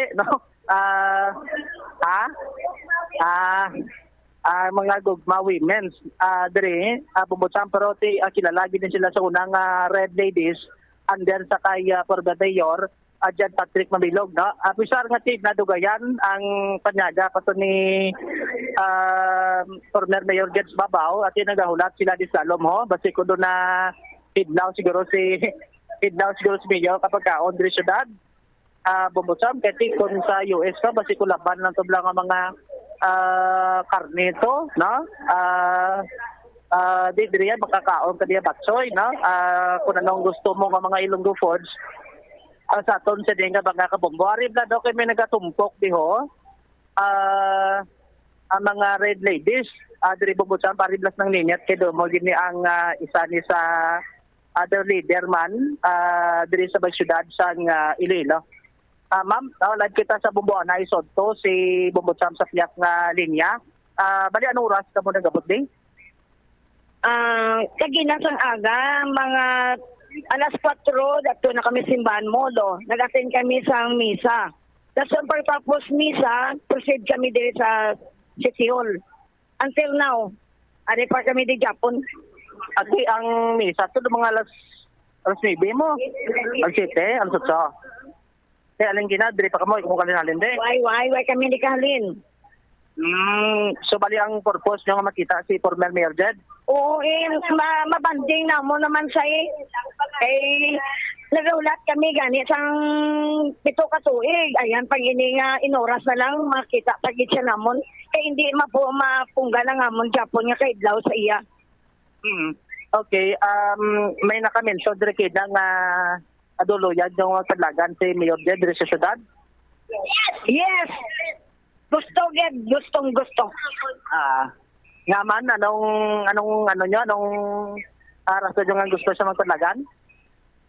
Para padayon nun yung iyang wala siya nakatapos maging mayor, dapat tapuso nila damo pa siya andom diri sa syudad. Kay ang tungod siya iya sini nag-amo ni aton syudad nag-home. Kani gusto naman padayon nun nandiyan sa Japon. Kay Mayor Trignasa, ano yung mga padayon nga? Wala man problema kung sino lang sa ilang aduan. Galing kay ang problema kay ipali niya na kami gani di City Hall. Di pahalin. Ano bali sa kuna, diri ka mo City Hall, di ba? Yes, dire kami. 9 years na dire sa City Hall. Anong posisyon nyo din? Kami sa may City Population Office kami na-assign. Okay, tisa doon ka mo naghalin di or napahalin? Paghalin man ni Mayor Jed wala na kami dayon. Katoy sa Alonso Pusod? Oo, jobless na kami dayon. Nag-resign ka mo naman? Wala, gitagaan kami sa dismissal order, wala kami kabalo kung ano nga rason. Di why man daw gin-explain natin kung anong mga valid reason ka? Wala na kami job order. Pila ka mo bilog? 25 kami kabilog. At sila tanan ako niyo? Oo, mga city pop man na iban, pero naglapta man kami nga assignment kundi na iba na assign. Ante, anong gusto nila kung magdalagan si former Mayor Jed? Anong gusto nila nga dalaganan? Kung magdalagan si former Mayor Jed, anong gusto mo nga, kung gusto nyo nga posisyon na bingan laganan niya? Mayor man siya po ni Mayor man Japon. Oo. Monday? Hindi nanay, kaya tapos niya na anay. Itong jam-jam amon nga congresswoman. Doon na planohan na nila. May mga plano na sila mga red ladies. Gili di Bombotsam. Amo na nga... Di nagambal na itong isa nila sa ila nga gugma ladies sila. Hindi na sila red ladies. Di isang una, red ladies, subong gugma na. Ang ining nga mga nasambit rin karong individual ari sa may... ay dalom sa Iloilo City Hall diri Bombotsam. So kuna mahulat ni sila sa oras karon at hindi sila maghalin mo nakulat kini sila haling kinala 7 alas 8. Sa aton sila nga mga kabomboti dugay-dugay kung makagawa na date mo na ano nila din sugataon diri mismo sa sulod sa Iloilo City Hall diri Bombotsam. Pila na sila kabilog? Di na nga nagahulat iya Bombo Jomar? Damo ni sila, hindi magnubo gurus 20 ni Hay. Kapanyaga na ka ba? Wala kami, namatamat ang iba nagpanyaga to. Kami nabili naman. Ate ba sa ikabatid dos mayor as babaw, ano? Oo, kabay pa. Ate damo na gulat siya di ho? Amo na ganing ambal nila na hulat ganin amo ng pitok tuig inang inuras na lang. Laban-laban mo gid. Amo na to sila kaginang nagsugata man sa kay former Mayor Jed kag nagkanta sang happy birthday. Sila to diri sa may hagdanan. Pero magluwas sina iya ginaduso pag inilang alkalde nga magdalagan. Yes. Magpadalagan liwat sa pagka-mayor. Badlagan liwat sa pagka-mayor tapos hambal to sa isa ngati kay gugmali di sila si kong jam-jam nila kong risuman. Yes. Amo na ang ila sinikaron nga statement diri sa aton sini nga mga kabombo pero ko na tawon ta plano yan ni former mayor di ginatugyan yan lang sa Ginoo mo kun anong plano. Bombotsam bisa ti ang plano ka tao bisa na mo plano kung lain yung plano ka Ginoo bisa di mamadayon mo. So dapat araman niya siguro ang basbasan kay tasan Amo na bala Joms may hambalanon nga kung ang ginapangayo mo ang ginahandom mo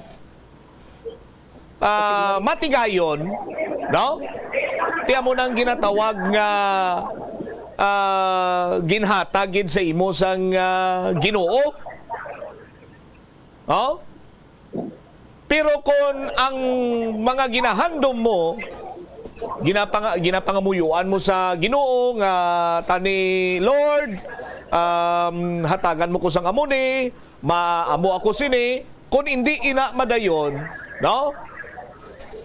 Ang butsilingon sina iya, proteksyon ina, ginaprotehiran ka sang Ginoo nga wala ina gindayon, kay kung dayonon niya ina, ibasi ko na mo pa inang kalaglagan sininimo. Di ba, Joms? Yes. Ado ka namin, no? Ado ka namin sang mga laygay mabubusap. Mo gini siguro nga makarelate mo. Amo na nga baltang kilala ko nga na istorya ko ligadad daw. Nga ang hambal niya nga dapat ang tanan mo nga hulag, dapat aragin niyang basbasan sa Ginoo mo. In short, amo to nambal niya nga ang plano sa Ginoo ti amo nagisado di mo maintindihan pero sorry, may purpose gali. Bobot sa aton siya ni ang mga kabumbo do may hambalanon gani na mo nga a man's heart plan his way but the Lord direct his step. Perte. Bobot Perte. Te amo na natawon tani karon no ang dugang sa detalye kay do ani man si Bobo Angel anong latest day ari sila Upo di nga diri ang isa ka kuno ang sabirik ng mga red lady mga na ni white na ni sila subong kay puti puti na sila no gawlat na sila mo ning mga grupo diri kay na pakingutan naton man ang mga nasambit diri karon nga individual. Amo ni gali Bombo Jomso, mabalos man ko simo kay dugin buyan mo ko English nga mga tinaga eh. Amo niyo. When you get what you want, that God's direction. When you don't get what you want, that's God's protection. Muna balos lang ko simo kay do nakumaan ko sang ginbuyan mo nga mga tinaga, Joms? Do relate pa? No? Do maka-relate man kilala ta. Sino ba siyang kilala mo? Hindi ko yan kakilala at hindi ko kando. Basta kilala mo na, pero may dasalong ka barbecue. Gusto mo isa pag-ichaklo? Ti, nagdugang pagidira ang mga nagulat sa kay former Mayor Jed? Gamat-amat damo, no? Ang iban siguro doon nagpalanyaga lang. Pero iban si mahulat kit, wala na nangyaga. Ang iban, ng nanay na doon may bata. Pag ginakungkong to, dari Bumbucham. Dari sa subong ng mga tinion. Alright. Ari gini sila gali sa sulod yung Jom siya, hindi kay sagwa. Ara sila sa sulod sang City Hall, sa Dalom, sa ground floor. Ground floor, no? Sulod gid sa hindi iya kay sagwa gali. Kay ti mainit to sagwa Joms mo. Ati labander ko dande. All right. Pamutsam. So muna, no, ang iban sa yun, dugay-dugayan na guro gamay itong panyaga ni Mayor Jet, kasi kundo baboy ito lang ang laga or kaya ang information ko diri Bombo Jomar, nagahapit pa si Mayor Jed sa tagsa sining opisina. So from the office of the city mayor, naog siya sa office of sa ngunang panglungsod, no, sa 6th floor dira, pita niya mga talatapan dira, 5th, 4th, 3rd, 2nd floor, kagti amo nang sa Dalom dra sa ground floor eh. Yes. No, so ba na, no, basta kung dogin na familiarize pa ni Mayor kag pati doon na idlaman sa mumakon mo ti sa anom ka tuig, pitong tuig nga way ka balik di. Hindi doon na hidlaman sa siguro sa sura sa Iloilo City Hall. Dire, bambusan makon mo kinapag sulod di ganing ibantos may bintana nagakaway ka kamot nila mo. Ang iban duga do nagapabitin patol sa ila sining panyo nga dugod nga dumakita sila bla sa babaw diri sa Iloilo City Hall Bumbutsam. So iban sini no, plastar naton sini dugang sini karagi detalye latest development after diri sa may Iloilo City Hall. Sining pagbisita diri ni former Mayor Jed Patrick Mabilog diri Bumutsam. So dugang sining detalye bantayan kag latest update diri sa Bombo Radio Iloilo. Opo diri sa Bombo News team, ini si Bombo Marbilla para sa number 1 yung most trusted radio network in the country. Bombo Radio Philippines. Basta Radio, Bombo. Salamat gid na Bombo Jomar Villa. Gusto pa kag way pa mabulong ang kahidlaw sa mga nagasuporta sa kay former City Mayor Jed Patrick Mabilog, no? Ngaliwat ini makita mahakos kag maistorya bisan sa makadali gid lamang na nagahulat gid iya subong sa idalom dira sa City Hall sa may ground floor. Ara sila sa sulod, ginahulat nila dira iya ang pagbukas ng elevator, while ang anay alkalde as per information nagapanghapit-hapit pa ini banwa sa nagkalain-lain sining mga opisina dira man iya sa City Hall. Pagbalik naton na banwa dugang ang mga balita kag impormasyon si Iloilo City Councilor Alan Zaldivar ginakalipay man ang pagpanumbalik sa anay alkalde kag si Colonel Kim Ligada nagpasalig nga enough ang security measures kag police personnel pananglitan mga kinahanglan ang anay alkalde para iya sa iyaman sininga seguridad. Balikan tayo ni matapos sa bilang kaimportante nga mga panumdam. Mga oras na to na 29 minutos na kaligad sa Takna Alauna. The Farmers Bazaar, your traditional public market with the touch of Plazuela Dos, ang isa ka lugar nga gintukod sa tion kag sa kasagsagan sa COVID-19 pandemic nga may tinutuyo nga maghatag sa imo sang safe marketing experience. Subong nga ang COVID-19 hindi na gid man dako nga pamahog kag nagapakadto na kita sa next normal. Rest assured nga ang Farmers Bazaar will further evolve agud nga magpadayon sa paghatag sa inyo sing satisfying marketing experience. The Farmers Bazaar sa lower level tara na pahamtang ang fish, poultry kag meat section para naman sa inyo mga kinahanglanon nga prutas, utang kag iban pa, magbisita sa upper level pinaagi sa paggamit sa hagdanan o kon sa pagkadto direkta sa parking lot. The Farmers Bazaar, your traditional public market with the touch of Plazuela Dos. Plazuela de Iloilo, Billboard of Activities for September 15 to 21, 2024. Kinaagdang tanan to spend part of your Saturday sa Plazuela de Iloilo. Kag kamo ang pagalingawon sa Technocrats Band sa concert at the plaza. Mangin inyo, umpisa alas 6 ng gabi sa Setyembre 21, Sabado.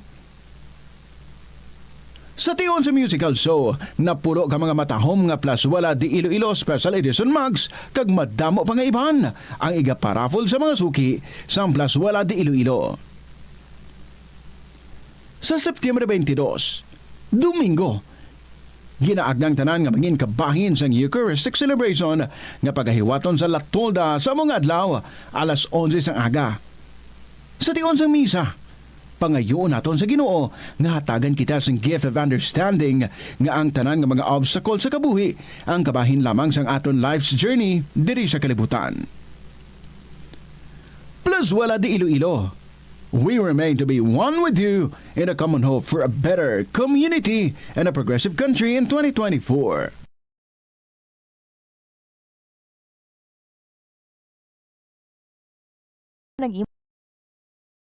Mga utok, kung gusto mo ang snacks, siguraduhan man nga na preparar na ini antes pa man ang imong study time. Bangod basi, mawili ikaw sa pagkuti sang imong nga pagkaon kag ma-distract ikaw sa imong nga tulunan. Siguraduhan man nga tapos na ang imong nga olobrahon sa sulod sang balay para nga makalikaw sa interruption kag para sigurado naman nga maka-relax ikaw kung matapos mo na ang pag-review. Ini nga pahanumdom ang ginadulong sa imo sang the number 1 and most trusted radio network in the country, Bombo Radio Philippines. Basta Radio Bombo! Gabulig sa paglikaw sa nanuhay-tuay nga balatian ang simple nga pagkaon sang citrus fruits kaangay sang pomelo nga puno sang powerful immune boosting antioxidant. Ang pomelo ang puno man sang lycopene, isa ka anti-inflammatory, anti-aging antioxidant nga nagapanami isang supat. Ang duga naman sang panit kag dahon sang pomelo ang natukiban nga makapatay sang cancer cells kag nagapalikaw sa paglapta sini sandig sa test tube studies. Sa kasakuon sa mga ginikanan subong, tumalagsahon na lang kamo nagaupod bisan magkaon. Apang bisan anuman kuntani nga kasakuon sang miyembro sang pamilya, hatagi gid sang oras nga kamo makaupdanay sa kalan-an ukon makalagaw kun wala sang trabaho. Kung nagaplano sa aktibidad agod nga maka-enjoy upod ang imong nga pamilya, tandaan nga ang focus nyo amo ang pag-spend sang inyo oras nga updanay kag wala dapat sang iban nga mga bagay nga ginapaminsar kaangay sang trabaho ukon homework. Pila ng imo edad? May savings ka na bala? Ang iban sa ato nagakabudlayan magkinot o kung mag-save sang kwarta. Apang paano bala iniumpisahan? I-separate ang wants kag needs.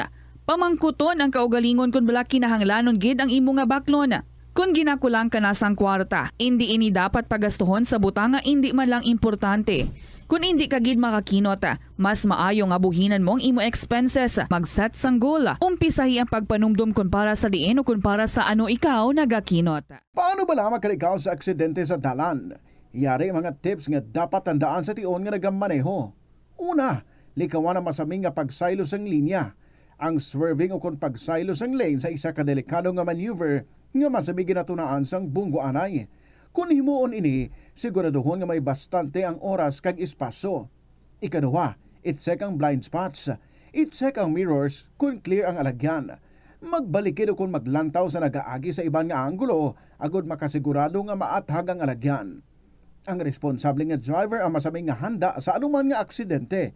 Kabahin na sang pagkaresponsable ang pagkuha sa nga insurance, agod masigurado nga may peace of mind sa dalan. Ini nga pahanumdom ang ginadulong sa imo sang the #1 and most trusted radio network in the country, Bombo Radio Philippines. Basta Radio! Bombo! Talan kita mayara sang mabulig agud pakibatuan ang climate change. Magamit sang bag nga pwede magamit sang liwat-liwat agud mabuhinan ang plastic bag nga ginahaboy. Bangod ini nagatugas ang greenhouse gases. Ikaduha, hindi masumi magamit sang computer. Kung 4 ka oras lamang sa isa ka adlaw ang imo nga paggamit sang computer, makabuhing ka na sang carbon dioxide emission nga 83%. Ikatatlo, kung malapit man lang imo nga kaladuan, mas maayo nga maglakat o kung magsakay na lang sa bike. Magluwas sa makakinot ka na, mabuhinan pang polusyon nga nagatugas ang climate change. Yari mga tips nga dapat mo tandaan para mangin safe kag healthy ang pagkaon sa imong pamilya. Maglikaw sa tuman ka matambok, maasin, kag matamis nga mga pagkaon. Basahon sa maayo ang label sa mga balaklon kag i-check gid ang ilang nga expiration date. I-check sang maayo ang ginabakal nga karne kag isda agod makalikaw sa diarrhea kag food poisoning. Likawan naman nga magbakal sa mga unlabeled kag ginrepack nga mga pagkaon. Kung ginrepack gid man ini nga mga pagkaon, kinahanglan nga mayara sa gihapon ini sang husto nga label information. Ini nga pahanumdom ang ginadulong sa imo sang the #1 and most trusted radio network in the country, Bombo Radio Philippines. Basta Radio! Bombo!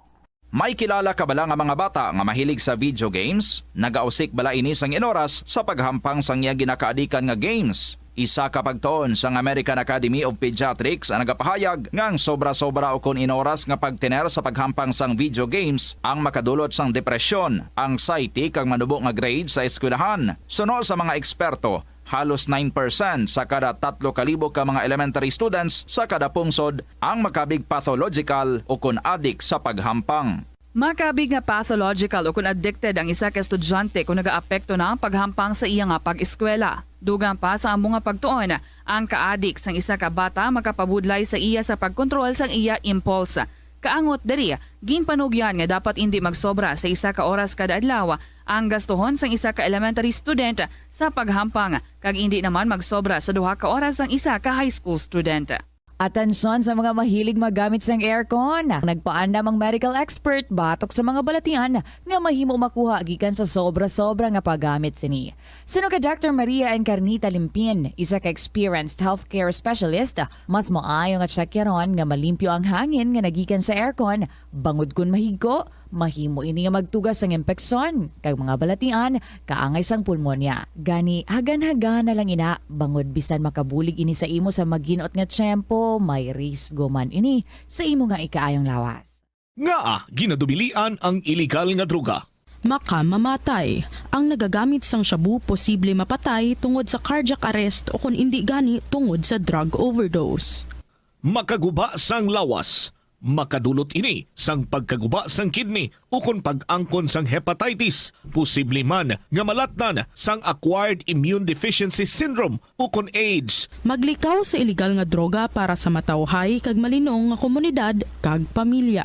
Nagalibogid bala ang imo ulo kung manog tapos na ang bulan o kung basta due date mo na, nagapahanumdumgid ang financial experts nga dapat bayaran mo sa husto nga tion ang imo nga utang, bangod maalam ini nga paagi sa paggastos ang imo kwarta kag may maayo pa nga mga benepisyo. Halimbawa, malikawan ang late fees kag maprioridad ang importante nga mga galastuhan. Dumdumaman nga ang on-time payment history ang makatibong man o kung makapamaayo gid sa imo nga credit score kag mapa-improve ang interest rates. Ini nga pahanumdom ang ginadulong sa imo sang the #1 and most trusted radio network in the country, Bombo Radio Philippines. Basta Radio Bombo!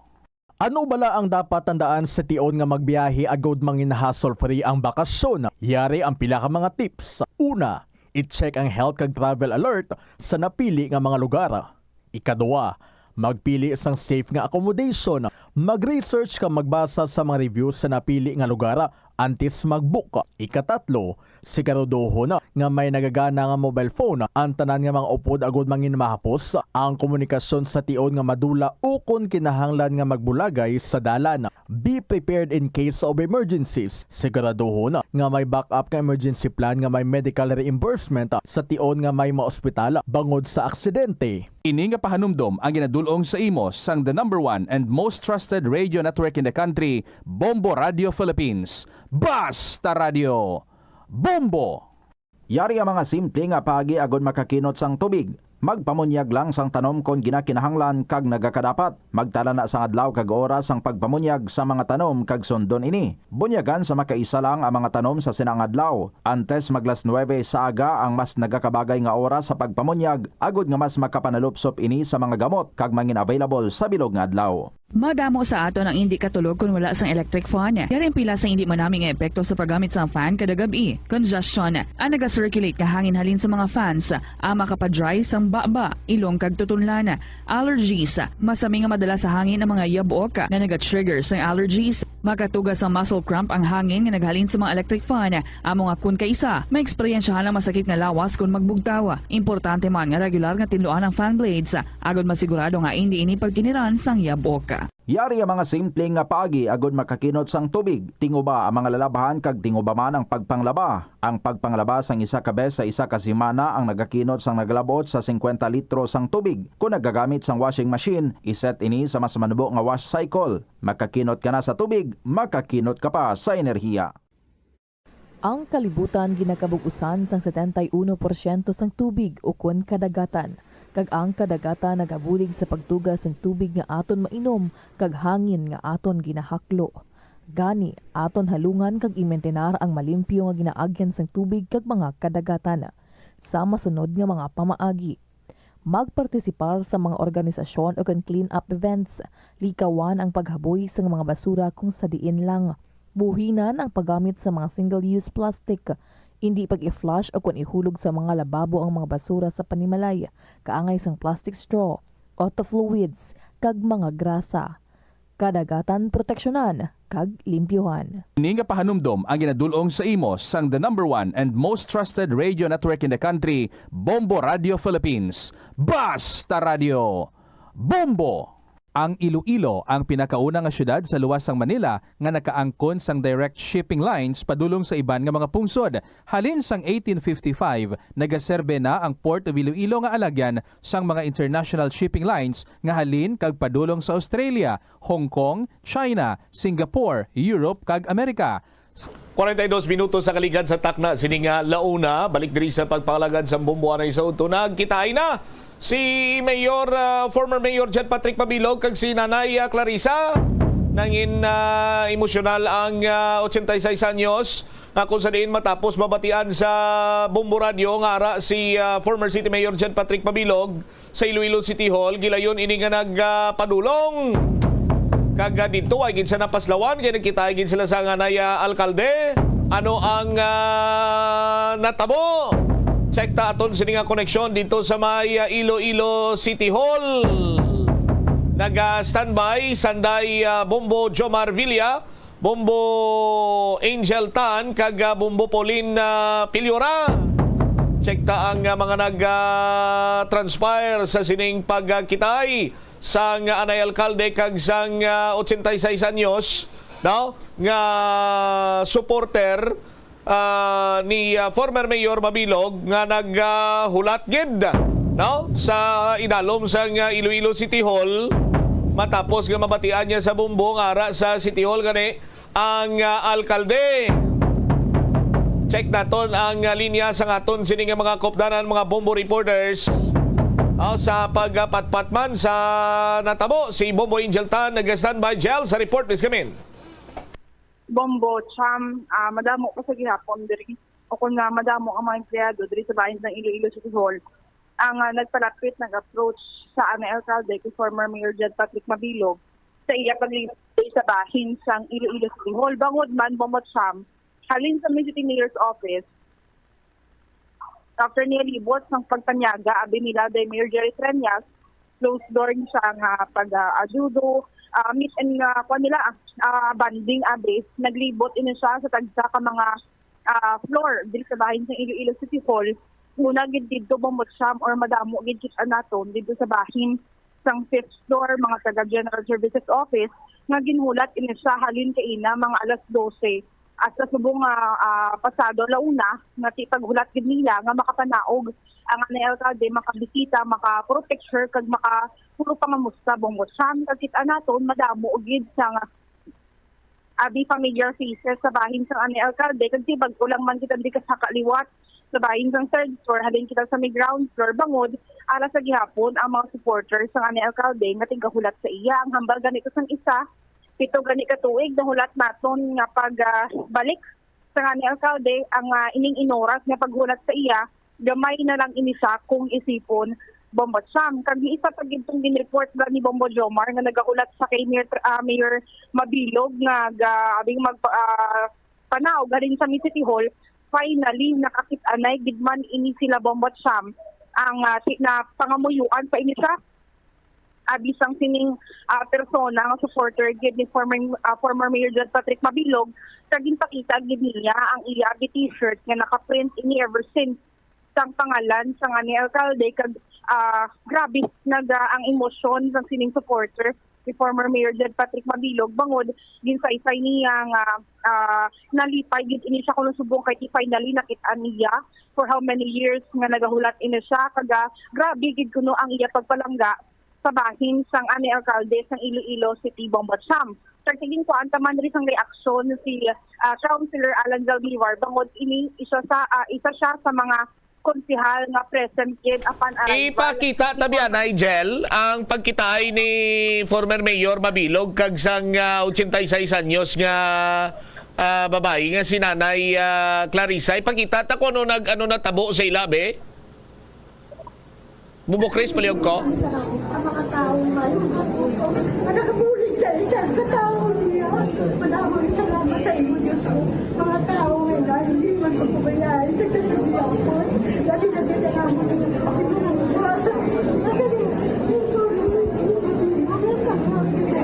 Kapag pa, kung sabi ako, bantayan mo siya, tagaan mo siya sa puso, gagagas ko.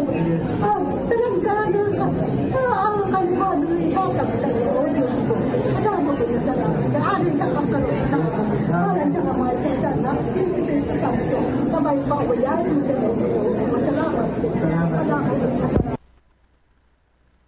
Pero amo na tong pagpangamuyo ni former Mayor ani sang ni Nanay Clarissa sa kay former City Mayor John Patrick Mabilog.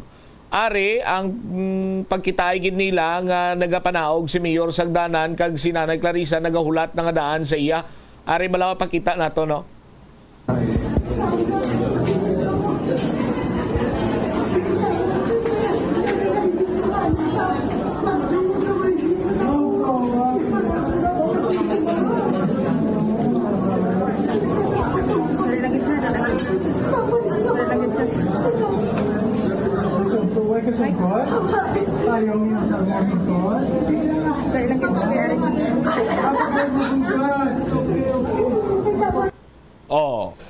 Tapos amo na to diyon ang ginpangamuyuan niya si former City Mayor Jen Patrick Mabilog. Grabing mga nag-transpire man dira Bombo Angel sa City Hall sa isa gilamang kadlaw no?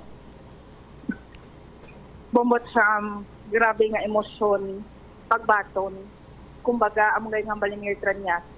After how many years, do pamilya ni si former Mayor Jen Patrick Mabilog nga nagkadto sa ibang nga pungsod, nag-ubra, tapos supong gin-welcome na siya.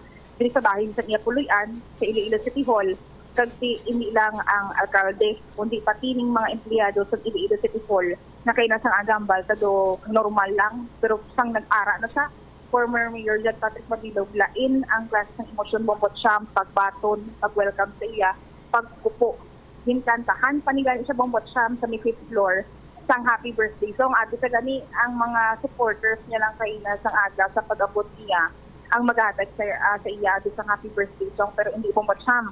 Mga empleyado sa Iloilo City Hall, ginkantahan diri ang anay alkalde na samtang ginakantahan ini siya, ginapalibutan ini siya sa mga supporters or like mga mga ang empleyado sa City Hall na palangga sa iya kag madam ini sa mga familiar faces nga ginatudlo si former Mayor Jen Patrick Mabilog samtang nagalipot ini siya nga actually Bombot siya amo to gani ginamang 11:30 pa lang pagpanaong naton diri sa may media lounge 11:30 after sang press con sa babaw madamo nga mga empleyado sa City Hall ang nagabantay sa Guasang Media Lounge. Kang istorya, nag-relay ko no si Sir Jet Punlo sa information nga magalibot man ang anay alkalde, mga istorya abi sa mga empleyado for how many years na wala siya kabalik.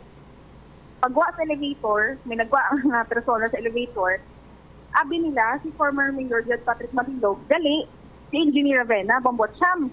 Nagkinadlaw ni sila dayon kay sa sobra man lang nga excitement bangod sa pagbantay nila kagati amon agani ang mga supporters iya di former Mayor Jen Patrick Mabilog ara sa may ground floor nagabantay nagakulat sa gyapon kay isa gani dito isa sa mga supporters kit anaton nga may ginakarga nga bata 2 months old pa lang sa gani kuno Bombot Sam kagati according sa ila ginbata kuno bangod o like ginbata nga may kuupod niya gugma Bombot Sam kaya mo niya ang nangin na sitwasyon man sa basin sa Iloilo City Hall sa mga kabombo naton. All right. Kag Bombot Sam Monday atong si Councilor Saldivar di ba nga siya sa mga konsehal nga nangin kabahin man sa nagkupo welcome kit kay former Mayor Jen Patrick Mabilog upon entering the sang City Mayor's office nga pag umakalabot man abi nga makapungko gid kastar bala Bombot Sam kag makaistorya si Mayor Jerry Tranyas. According din sa iya, ginakalipay yaman ang pagpanumbalik ng alkalde at syempre paghatag o kung naging nahatagan din siya sang kahigayonan para nga maklaro ang iya pangalan kag ginalauman man niya kag ginapangamuyuan nga makalumpuwas gid man siya sa kung ano man nga journey sa proseso ang pag-agyan ni former Mayor Jen Patrick Mabilog. Pamakian ta bala Bombot Sam ang kabahin diri ni Iloilo City Councilor Alan Zaldivar sa aton interview. Well, we are very happy no and personally nagakalipay kita kay ever since gusto sa aton former Mayor Jen Mabilog nga maklear man ang iyang ngalan with regards sa pagtag sa iya blas ang drug protector siya kag daging siya bulay city ang Iloilo City but probably it's God's will kag katuyoan sang Ginoo no nga ibutang ang tanan-tanan sa eksakto nga pamaagi and to proper perspective and personally I'm happy no with former Mayor Jen Mabilog nga nakita ta siya kag ti siya naging kaupod ko man sa trabaho diri sa City Hall bilang former peso manager siya ang aton nga mayor at that time and we've been together working out no para sa pagpaunlad no sa aton nga syudad and sending no our regards not only from me but coming from my parents nga gusto ginilang ihatag idulong personally ang pagbaton ang regards no para kay former Mayor Jen Patrick Mabilog. Sir, personally sir, expect ka nga makahatag or madala ka sa mga prayers ni former Mayor Jed Patrick Mabilog sa mga ginapang post niya, Sir Alan? Well, hopefully, no, kahit abiskan tod nga hindi man madalang pangalan nato nga makita sa Facebook, I know for sure sa tagipusoon sang aton nga former Mayor Jed Patrick Mabilog, ara man kita sa iya nga pagpangamuyo sa pagdala no sang kung ano man ang katuyuan. And with this one, sir, do ginaklaro naman niya matamat ang iyang pangalan and amusin niya ang direction man diri sa bayan sang Iloilo City, Councilor Saldivar. Well, there is always a second chance kung ginatawag man nato no sa isa ka tawo, but it's about time probably nga katuyuan sang Ginoo, God's will nga in God's proper time natinluan ni Mayor Jed Mabilog ang iyang pangalan, as well as natinluan no ang siyudad sang Iloilo nga hindi gali man matuod nga highly shabulized city ang siyudad sang Iloilo.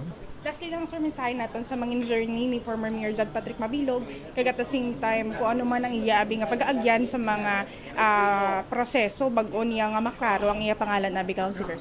Well, actually, we are praying for him no sa iyang journey, sa iyang kabudlayan, sa challenges ang iyang pagpangabuhi sa iyang life no.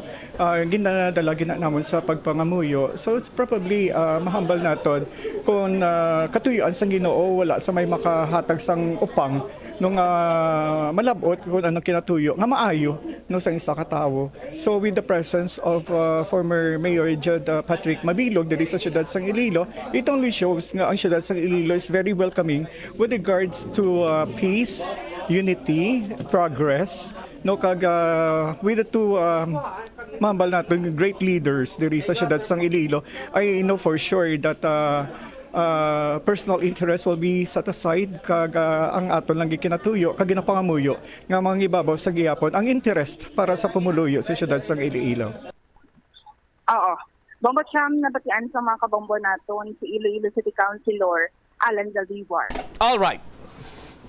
Ini si Bombo Angel Chiliertan para sa the number 1 and most trusted radio network in the country, ang Bombo Radio Philippines. Sa radyo, Bombo. Salamat kid na Bombo Angel Tan. Sa mga kabombo naton, malari pa matianta kung anong kay kagina medyo layo ang video to. Pero aring lapit nga video kag nakuha gid sa nga Bombo News team kung ano ang ginistoryahan ni Nanay Clarissa. 85 years old gini siya, kaya ang bali 85 years old siya. Sa makita niya si Mayor Jed Patrick or si former City Mayor Jed Patrick Mabilog. Sungkod. Ikaw pa rin mahal ko. May sungkod? Huwag ka sungkod? Tayong inusal mo nga sungkod? Hindi na nga. Baka ko lang anay bukas. Bakal mo bukas. Okay. Ikaw ba? Nag-ibi ka. Nag-ibi man ako. Akong mag-ibi ko. Nag-ibi ka ba lang ako? Oo, pila ka na sa bungnay? 85. Wow. 1939 manong 86. Oh, wow. Pero ikaw ginala ako na piyon-piyon kung wala ginala na mag-ugi na gyapon. Oo, gapon o. Naiglaw ginako sa imo. Di ka uli? Sa kondidor mo. Kondidor, oo. Sa South? North? Oo, sa North. Sa North? Sa North. Oo, sino kapitan to? Si Manilio? Oo, Manilio. Langaya man ko sila kay pida. Ang balon mo gitsang gina-garigard si Kusiya. Pati ano nga mo lawas ma? Mahal ko lang bugas sa karon niya. Hindi ko magbakal siya. Okay. Ako mahal na gito sa bugas sa pangabuhi. Oo, gani. Balo ka balo ko. Sige lang. Basta nakita ko gani hindi kagina sa radyo. Tumandi mo ko na sikdo. Agad mo lang. Wala. Ito mo na kayo. Oo, gani. Okay mo yan. Gani, man. Sige lang ha. Para wala lang ka mo. Naglarga ka na lang gani. Kung wala ka mo yan, larga ka na lang. Pero makita mo dyan mo ang kabaturan. Nagwagi dyan kabaturan. Nagwagi dyan kabaturan. Magano. Wala, ko yung kabalo pag batian mo. Agagang. Ka, kanihan. din ako babantay, madi sa St. Paul. Pabinsuran ko sa kailin ko pa City Hall lang ko. Kaya mo to dito nakita tagid ka mo, Diyos ko. Namapatay ako sa kailin mo. Mapawali, nakapoy ka na ko. Oo, medyo kapoy na ko, pero okay lang, makita talaga. Fight. Fight! Amo na ya. Pero makita ang kamaturan. Oo, basta makita ang kamaturan. Pinakita ko. Nanay ha? God bless you. Oh, wait ka ma'am. Pangamuloy ka na. Buligi mo kami ang mga taong mayong kabubuton na nagabulig sa isang katao niya. Manamo yung salamat sa imo, Diyos ko. Mga tao ngayon na hindi man pagpabayaan sa kagiyapon. Lagi nagkita nga mo niya pinalangga. Kasi ay for Regine Mabilog, napanga ang ginasa. Abay pa, nga sa giyapon, bantayan mo siya, tagaan mo siya sing kusuga ka basko. Taran-taran ka, kayuhan ng ihatag sa iya, o Diyos ko. Madamo gini salamat ka. Ari siya kakaroon sa amon. Kalan sa kamay sa anak, Espiritu Santo. Kamay pa, awayan mo siya, o Ginoo. Salamat kin. Madamo gini salamat. Tayo taliwat ka? Oo, Diyos ko. Salamat. Sige na. Okay. Very wabit sa aton sini nga mga kabombo na capture sang Bombo News Team ang pag-istoryanay sang anay alkalde kag sang nagapalangga gid kag nagagugma gid sa kay former City Mayor Jean Patrick Mabilog. O binantayan, ginpangamuyuan, bisan nagasungkod na lang sa iya sini nga payong ti nagpadulong gid sa may Iloilo City Hall para lamang nga makita ang iya sini nga pinalangga, iya sini nga ginagugma nga anay alkalde sang syudad sang Iloilo. Naghambal ganini nanay niya, fight lang ah. No, sa aton sini nga mga tagpalamati kag diri banwa, no, makita naton nga madamo sa gyapon ang nagapalangga kag nagagugma iya sa kay former City Mayor Jedda Patrick Mabilog. Kay sa ila sini nga pagpati humalinsad to, inosente iya ang nasambit sini karon nga anay alkalde. Kag sandig man sa anay alkalde, iya man sini nga patpat dito iya sa may House of Representatives sa Quadra Committee hearing nga wala kag hindi siya konektado sa anuman nga sahi sang aktibidades sila binigid sa bahin karon sang illegal drugs. Sa aton sini nga mga kabumbuti iniayhan hatag sang init or magasindi sang kalayo sang will or magatulod liwat sa kay former City Mayor Jean Patrick Mabilog nga magpangalagad sa pumuluyo sang syudad sang Iloilo. Pero ang balsang anay alkalde sa niya, wala ako sang plano sa politika, subong kag buwas. Ti pagkatapos ang buwas abi, former City Mayor Jean Patrick Mabilog, anong imo siniyang plano na? Iniayhan mga sinyales, no? Nga kung sa mga tinaga mo pa, itugyan mo na lang sa Ginoo, tiari na. May mga tao sa gyapon nga nagagugma, nagapalangga sa imo, kag nagapanawagan nga magbalik ikaw sa pagpanerbisyo sa ila. Di bantayan ta na sa aton sinikaron niya nga mga kabumbo sa kung ano pagid ang iban nga mga lihok or mga aktibidades man sang alkalde, no? Magalawig bala diri si former City Mayor Jean Patrick Mabilog sa syudad sang Iloilo. Tubtob sano diri siya. Kay ti nagapati kita nga may mga hilikoton pagid ini siya, no? Sa bahin iya sang Metro Manila. Ibantayan naton ina. Ang iban sining mga balita kag impormasyon do lang-alang nagid naton makaparan diri sa pagpalayag sa Bombo sa Udto. Itugyan naton ina sa iban Cinema News and Public Affairs Program sang Bombo Radio Iloilo. Standby na sa kapon lamang program ko naman sa kay Tita Regine. Ini si Bombo Chama Blanco Vergabilin sa imo sa manenay nga hapon. May God bless us all. Para sa the number one most trusted radio network in the country, ang Bombo Radio Philippines. Basta Radio. Bombo! The Farmers Bazaar, your traditional public market with the touch of Plazuela Dos, ang isa ka lugar nga gintukod sa tion kag sa kasagsagan sa COVID-19 pandemic nga may tinutuyo nga maghatag sa imo sang safe marketing experience. Subong nga ang COVID-19 hindi na gid man dako nga pamahog kag nagapakadto na kita sa next normal. Rest assured nga ang Farmers Bazaar will further evolve agud nga magpadayon sa paghatag sa inyo sing satisfying marketing experience. The Farmers Bazaar sa lower level tara na pahamtang ang fish, poultry kag meat section para naman sa inyo mga kinahanglanon nga prutas, utan kag iban pa, magbisita sa upper level pinaagi sa paggamit sa hagdanan o kon sa pagkadto direkta sa parking lot. The Farmers Bazaar, your traditional public market with the touch of Plazuela Dos. Plazuela de Iloilo, Billboard of Activities for September 15 to 21, 2024. Kinaagdang tanan to spend part of your Saturday sa Plazuela de Iloilo. Kag kamo ang pagalingawon sang Technocrats Band sa concert at the plaza. Mangin inyo, umpisa alas 6 ng gabi sa Setyembre 21, Sabado. Sa tion sa musical show, napulo ka mga matahom nga Plazuela de Iloilo Special Edition mugs kag madamo pa nga iban ang iga-paraffle sa mga suki sa Plazuela de Iloilo. Sa Setyembre 22, Domingo, ginaagnang tanan nga mangin kabahin sang Eucharistic celebration nga pagahiwaton sa Latolda sa mga adlaw alas 11 sang aga. Sa tion sang misa, pangayoon naton sa Ginoo nga hatagan kita sang gift of understanding nga ang tanan nga mga obstacle sa kabuhi ang kabahin lamang sang aton life's journey diri sa kalibutan.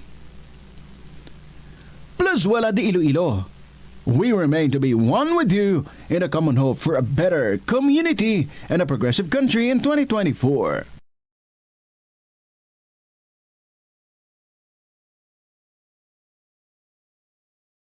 Ni Queen Isabella II. Panugyan na rin sa eksperto kung kwarta ang paghambalan. Apesar limitado ang imo abilidad nga mag-invest, ang gamay nga contribution sa investment accounts ang makabulig sa imo nga maggamit ang earned money nga maka-generate sang dugang nga income. Ikonsiderar ang pagbukas ng retirement account o kung iban nga investment account.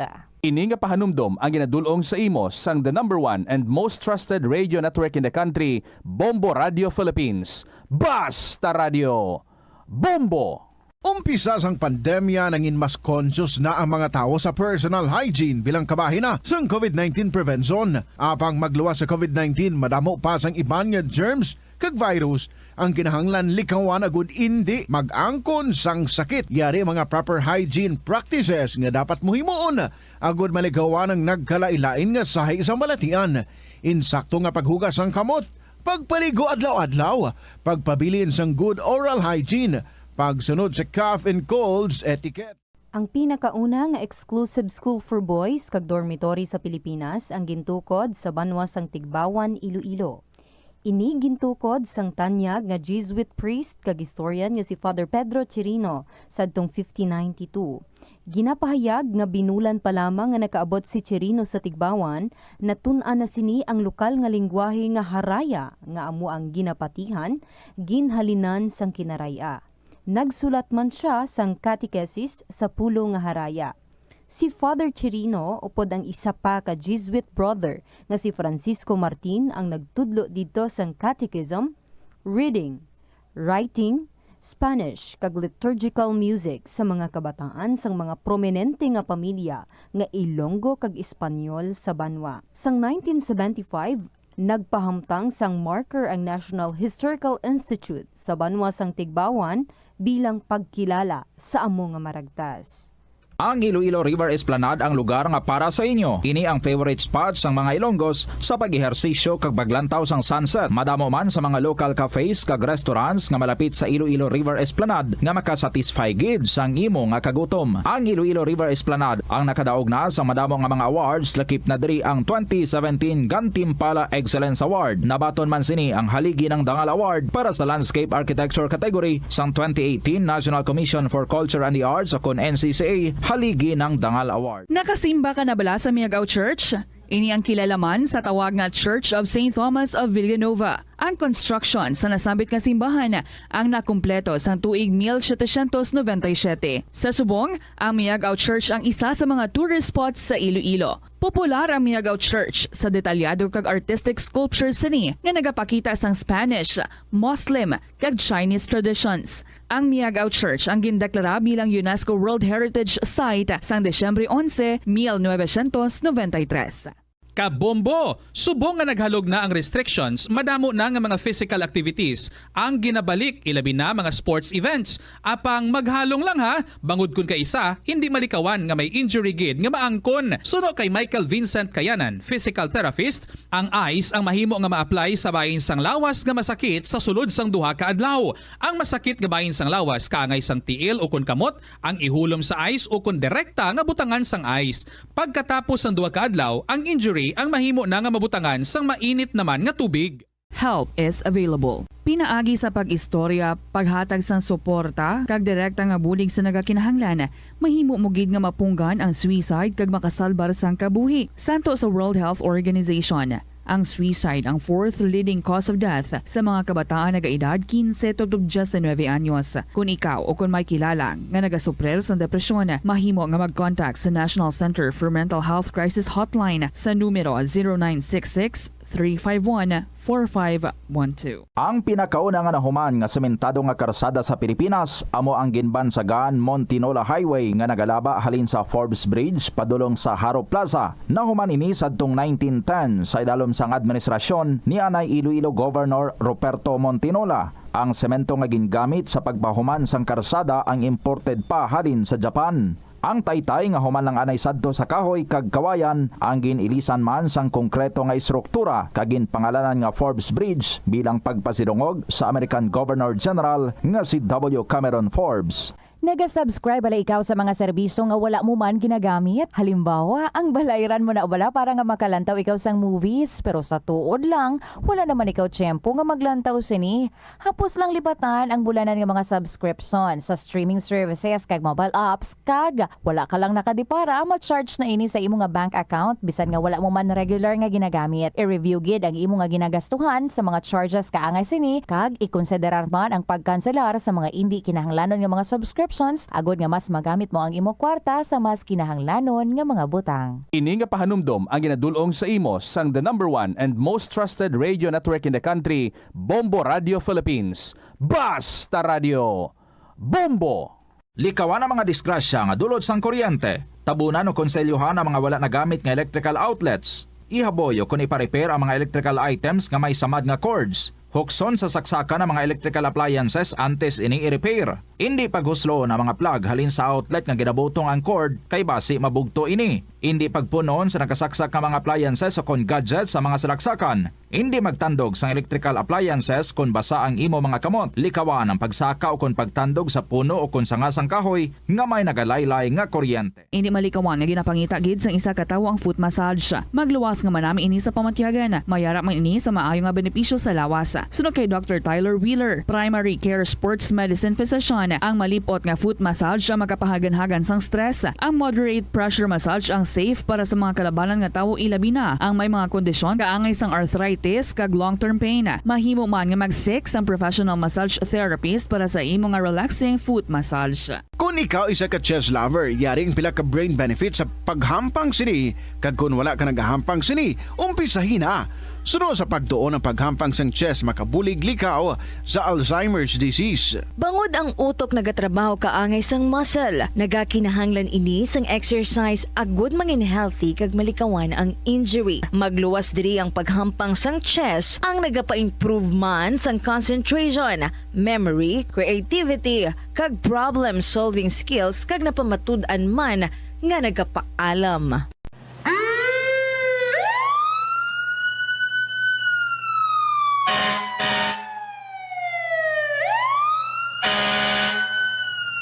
Yari ang mga tips agud nga malikawan ang sunog sa balay. Hindi pagpabayaan ang kusina samtang nagaluto. Kung kinahanglan nga magbiya sa kusina, siguruhon nga may mabantay sang pagkaon nga imo ginaluto, bangod sinigundos lang ang pag-ibwal sang kalayo. Taguon ang anuman nga flammable products sa husto nga lugar. Ang household cleaners kag items kaangay isang hairspray o kung shaving cream ang delikado kung i-expose sila sa source of heat. Ibutang ang mga ini sa cool area. I-maintain ang mga wires antes magsaksak sa socket. Sikyaron nga walay ni sang kinagtan sa ang ido o kung iban nga sapat ilabi na kung ikaw ang may hinuptanan. Kung may damaged wire, isla nini sa gilayon. Siguruhon man nga may yara sang fire extinguisher o kung fire blanket sa balay. Dapat man nga nakaibalo ang tanan nga magamit sang fire extinguisher agod mapalong inigilayon. Ang tagipusoon ay isa sa mga pinakaimportante nga organ sa lawas ng tao. Gani, nagakadapat lang nga ini ang halungan. Paano ba na mapabilin nga healthy ang aton heart? Agud malikawan ang risgo sang heart disease, dapat ka magkaon sang healthy nga mga pagkaon. Kinahanglan man nga maging aktibo, kaangay sang pag-obra sa mga physical activities kag pag-exercise. Ginarekomendar man ang pagpabilin sang healthy nga kabugaton. Agud malikawan ang mga balatian sa tigipuson, dapat likawan ukon ang taton ang pagpanigarilyo ukon magpalayo sa second-hand smoke. Kung mag-inom sang alcohol, drink moderately. Dapat man nga kontrolon ang cholesterol kag blood pressure kag hindi magpa-stress. Tumalagsaon nga madula ang kanon sa lamisa sa mga Asian countries, particular na ang Pilipinas. Halin sa pamahaw, panyaga kag panyapon. Bangod ang iban nagakaon sang tinapay. Ang pagpili sa tunga sang kanon kag tinapay ang nakadepende sa imo nga nutritional goals. Ang kanon ang makahatag sang mas madamo nga bitamina kag minerals, apang ang tinapay naman ang may manubo nga calories kag carbohydrates. Ang mga tawo nga nagakaon sang mas manubo nga whole grains ang mas may manubo nga bugat kag manubo nga blood sugar kag cholesterol levels. Sang sa mga tawo nga nagakonsume sang jutay nga whole grains. Kung luyag mo naman nga limitahan ang calories o kon carbohydrates, ang tinapay ang pinakamaayo nga choice sang sa kanon. Ang tunga sa baso sang brown rice ang nagaunod sang 108 calories, 3 grams sang protein, 1 gram fat, kag 22 grams sang carbohydrates. Samtang ang isa ka slice sang whole wheat bread ang nagaunod sang 69. Ito ang Bombo Radio Philippines. Fully digitalized. Numero 1 sa balita, komentaryo, drama at serbisyo publiko. Bombo Radio Philippines. Bombo Radio Philippines. Ang inyong #1 at most trusted radio network in the country. Basta Radio Bombo! Good afternoon sa inyo tanan mga kabombo. It's 15 minutes after 2 o'clock and this is Tita Regine sa Friday edition sang palatuntunan kahapon lamang program. So welcome, and today of course ari na naman ang aton nga mga istorya nga nagahulat aton nga mangin kalingawan this afternoon. And for your own stories nga mangin future nga mangin kalingawan man naton, paki-email nyo na ina sa bombo_iloilo@bomboradio.info or sa gihapon isulat kag ipadala sa kahapon lamang program DYFM Bombo Radio Iloilo, Sky City Tower, Mapa Street, Iloilo City. Let's check. Pila na lang ka days bago mag-Christmas sa aton nga Christmas countdown. Christmas is a time for sharing, giving gifts for everyone. What matter now is this Christmas we share the love.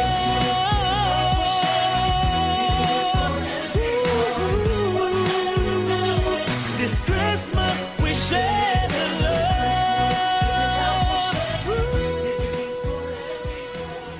Mga kabombo, today we only have 96 days to go before Christmas. Nagalapit nga nagalapit na gid ang Pasko. So ari na ato nga ang bahanon para sa inyo. This is from Cookie Zamora with the song Ikaw na Kaya. Good afternoon and welcome sa KLP.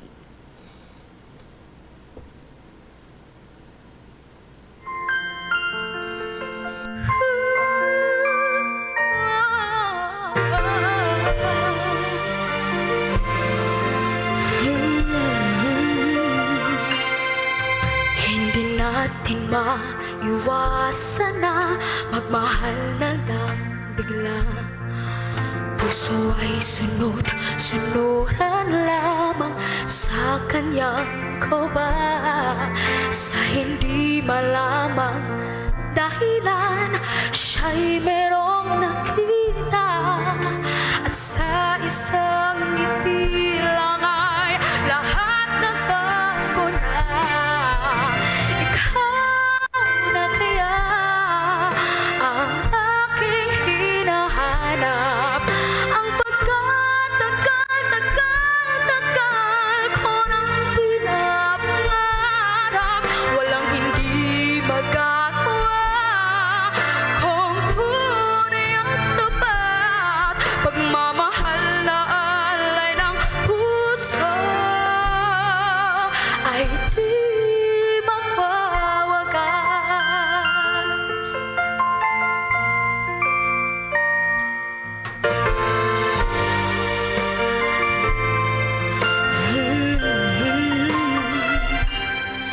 Minsan ang isang simpleng ngiti ay mayroong saya. Isang tapat na hangarin at pangakong dakila. Hindi man ito pinapansin, minsa'y babalikan ka. At nang biglang tumigil ang lahat, ikaw ay papasya. Ikaw na kaya ang aking hinahanap. Ang pagkatagal ko nang pinapangarap. Walang hindi magagawa kung tunay ang tapat.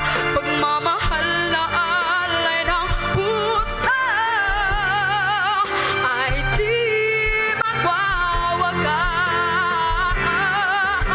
Ikaw na kaya ang aking hinahanap. Ang pagkatagal ko nang pinapangarap. Walang hindi magagawa kung tunay at tapat. Pagmamahal na alay ng puso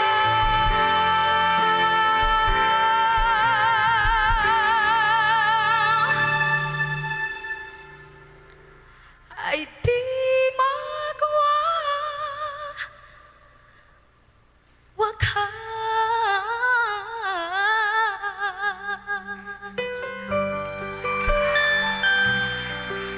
Ooh, yeah.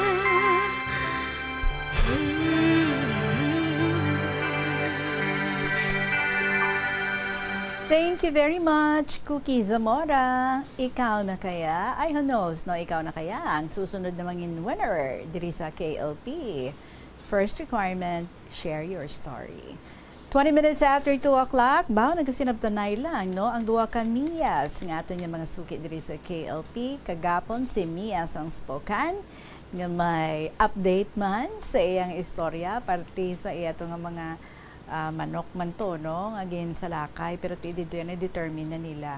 Nakasiod sila. Wait, oo, nakasiod sila, no? Sang raccoons, nga tiyan mo na iya, no? Ay nagapang-atake. Well, this time, may part 2 ang istorya ni Mia sang Bingawan.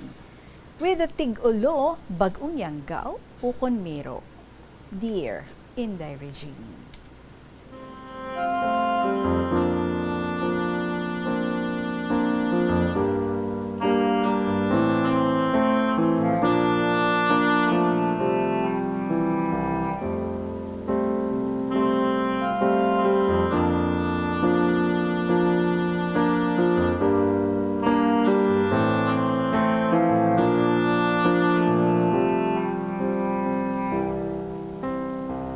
Maayong hapon sa tanan nga tagpalamati isang KLP, ilabinigid sa imo Inday Regine, kag tanan nga KLP lovers diri sa Pilipinas, sa luwasang pungsod nga naghatag manduga nga kasanagan. Kung ano nga sapat nagpatay sa manok o kag kuring, bagong yanggaw, miro, otter o kun raccoon. Sa gihapon, ini si Mia sang Bingawan, Iloilo. So wala pa ang kasugpon sa akon masakit sa dughan nga istorya. Pasalamatan ko anay si NB sa probinsya ng Iloilo, kay LP Lovers ng Singapore, kay si Mia of Spokane, USA. What a coincidence. Ako si Mia sang Bingawan, Iloilo. Siya iya si Mia of Spokane. So pareho ang screen name namon. Feeling artista. But what is something in common we have? Ang mga ging cannibalized ang amon nga mga manok. Good for Mia of Spokane, USA. Kaya nadakpa niya si raccoon. Very big, 30 pounds. Baw, ako iya, nagapangakap sa dulom. Sa nahambal ko, Inday Regine, hindi ako maguntat. Kung hindi ko mabalaan, kung sino nagkaon, kaatay ka manok ko. Matapos mo ako ma-interview last Saturday, dira sa Bombo. Last pa yun, no? May Bible study, last kili. May Bible study kag yoga session kami sa Zumba Club. So sa nagapauli na kami ni Doc Ami, upod ko man sa Zumba Club, kag kasi Mario ko man, habal niya sa akon. Ang natabo sa manok ko, amo man natabo sa iya mga Peking ducks. Pero una, nagkalamatay ang iya mga pato. Ara pa ulos ang iya pato, pero wala nakasudlan. Hindi nila may balaan kung ano nga sapat nag-atake. Bangod sarado man ng ila cyclone nga kudal, kag mataas ini. Nasapuan na lang nila nga gahalap pa ang ila pato, kag patay na ini. Diretso na lang nila ini nga ginlubong kag wala na nila gintandog pa. Ginhipsan na lang nila ang natabo kay masakit sa dughan sagad panumdum. Didto naman in the Regine nga porsigido gid ako nga hibaloon kung ano gid bala. Ang raccoon kag otter suno sa imo wala ina diri sa aton. Ang suspect nga nabilin amo si Bagong Yanggaw kag si Miro. Bagong Yanggaw. Ginusisa ko liwat ang mga sources ko, si Mayok kag si Maring. Si Mayok taga Pihak Barangay, pero siya sininaghimo sang brooder kag kurong ko. Ginsugid ni Mayok nga nagakaladula man ang mga manok sa tupad balay nila. Tubtob nga binantayan gid nila. Mga alauna sa kaagahon, madulom ang kalangitan kay palation. Tiyambal nila kung palation o kung lati, nagagwa ang aswang. Nakitaan gid nila nga ang tawo nagkuot sang manok sa kurong, ginlubag ang liog, kag ginpalagyo ang manok, samtang ginakuot ang kasudlan. Ginsato nila ang tawo, pero wala na nila makita ang tawo. Kag ginbilin ng manok nga wala na sang kasudlan. Istorya naman ni Maring nga ang pagkalamatay sang manok, pabo kag bato sa badyangan kahimuan man sang Bagong Yanggaw. Nagronda gid sadto ang mga tanod upod ang ila kapitan. Una nakita nila ido, ginlampusan, ginluthang, nagsulod sa talo ng ido, wala makita, kag tawo na ang ila nakitan. Gipamangkot ko ang akon mga informants, may ngalan sila sang tawo nga ginahinambit, kag kung ano nga barangay, nga sa isip ko, wala sila gahimo-himo istorya kay detalyado man. So nagkadto ako in the Regine sa Agriculture Office. Grabe ba? Basi may report sila na hanungod sa pagkalamatay sa mga manok. Pero hambal sa ilang head, wala sang report. Kadto naman ako sa police station, kay ipablatter ko ang aswang. Siling ko sa police, pwede ko mapatay ang aswang? Siling isang police, kahibalo ikaw nga ang aswang, kahibalo magpa-disguise. Karon, kung patsyon mo ang ido, kag nahimo abi nga tawo, kundi sa labton mo, hipos lang ako nga nagayuhom. Pero ginkadtuan ako sa isa ka tawo, nga sang una, may ginpriso gali sila nga isa ka babayi sa pagpati nga aswang. Pero sang ginkontak sa mga pulis ang himata sang amo nga babayi, pag-abot sa ila himata, nadula ang amo nga babayi. Nagkadto naman ako sa Municipal Environment and Natural Resources Office o kung MENRO, bangod sila sini kahibalo kung ano nga mga sapat ang ara sa ila area of responsibility. Ila ginkonpermar nga may miro sa amo nga lugar kag dira sa creek nagatiner nga nagaangot sa 46 hectares nga mangrove plantation. Ila ginakaon mga pispis kag mga ilaga. Miro gid man bala. Gipalapitan ako sa isa ka engineer, ang iya balay malapit lang sa plaza. Hambal ni engineer. Nadakpan gid nila ang miro kay ginpamatay man ang ila manok sang miro, ginkaon ang utok kag kasudlan. Gindescribe ni engineer ang hitsura sang miro, pareho man sang description ni NB. Dodako-dako lang ini sa kuring, maantas, ang ikog malaba kag nagabukag. Ginimuan gid ni engineer sang trap. Ginpan-an niya sang luto nga saging kag nagsulod ini. Pagkaaga, ang amo nga miro nagbata pero napatay iya bata. Naluoy iya si engineer, waay niya ginpatay ang miro, gindala niya sa creek kag ginbuhian. Mga 7 na katuig ang nagligad. Hindi pagid ako kontento in the regime, kay madamo pagid ako sang pamangkot, kag hindi man masabat sang menro, kay wala man siya kakita sang miro. Nadumduman ko si Dr. Pig, ang bantog nga manugbulong sang baboy sa amon sa Bingawan, kag sa palibot nga kabanwahanan. Sa isip ko, may nahibalaan gid ni siya, kay siya man sini ang nagpaathag sa akon sa mga misteryo nga nagalibot sa Suhot Cave. Si Dr. Pig nagapati nga miro ang nag-atake sang kasapatan ko. Ang miro tamaan ka maantas or aggressive, talunon ini o kun wild, pero kung gutomon kag wala makaon, dumugo na kaldero mo. Paborito niya nga kanon, utok, dugo, kagasudlan.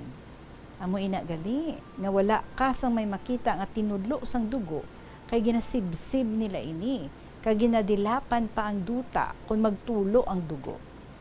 Matalom ang ipon, kag may bangkil.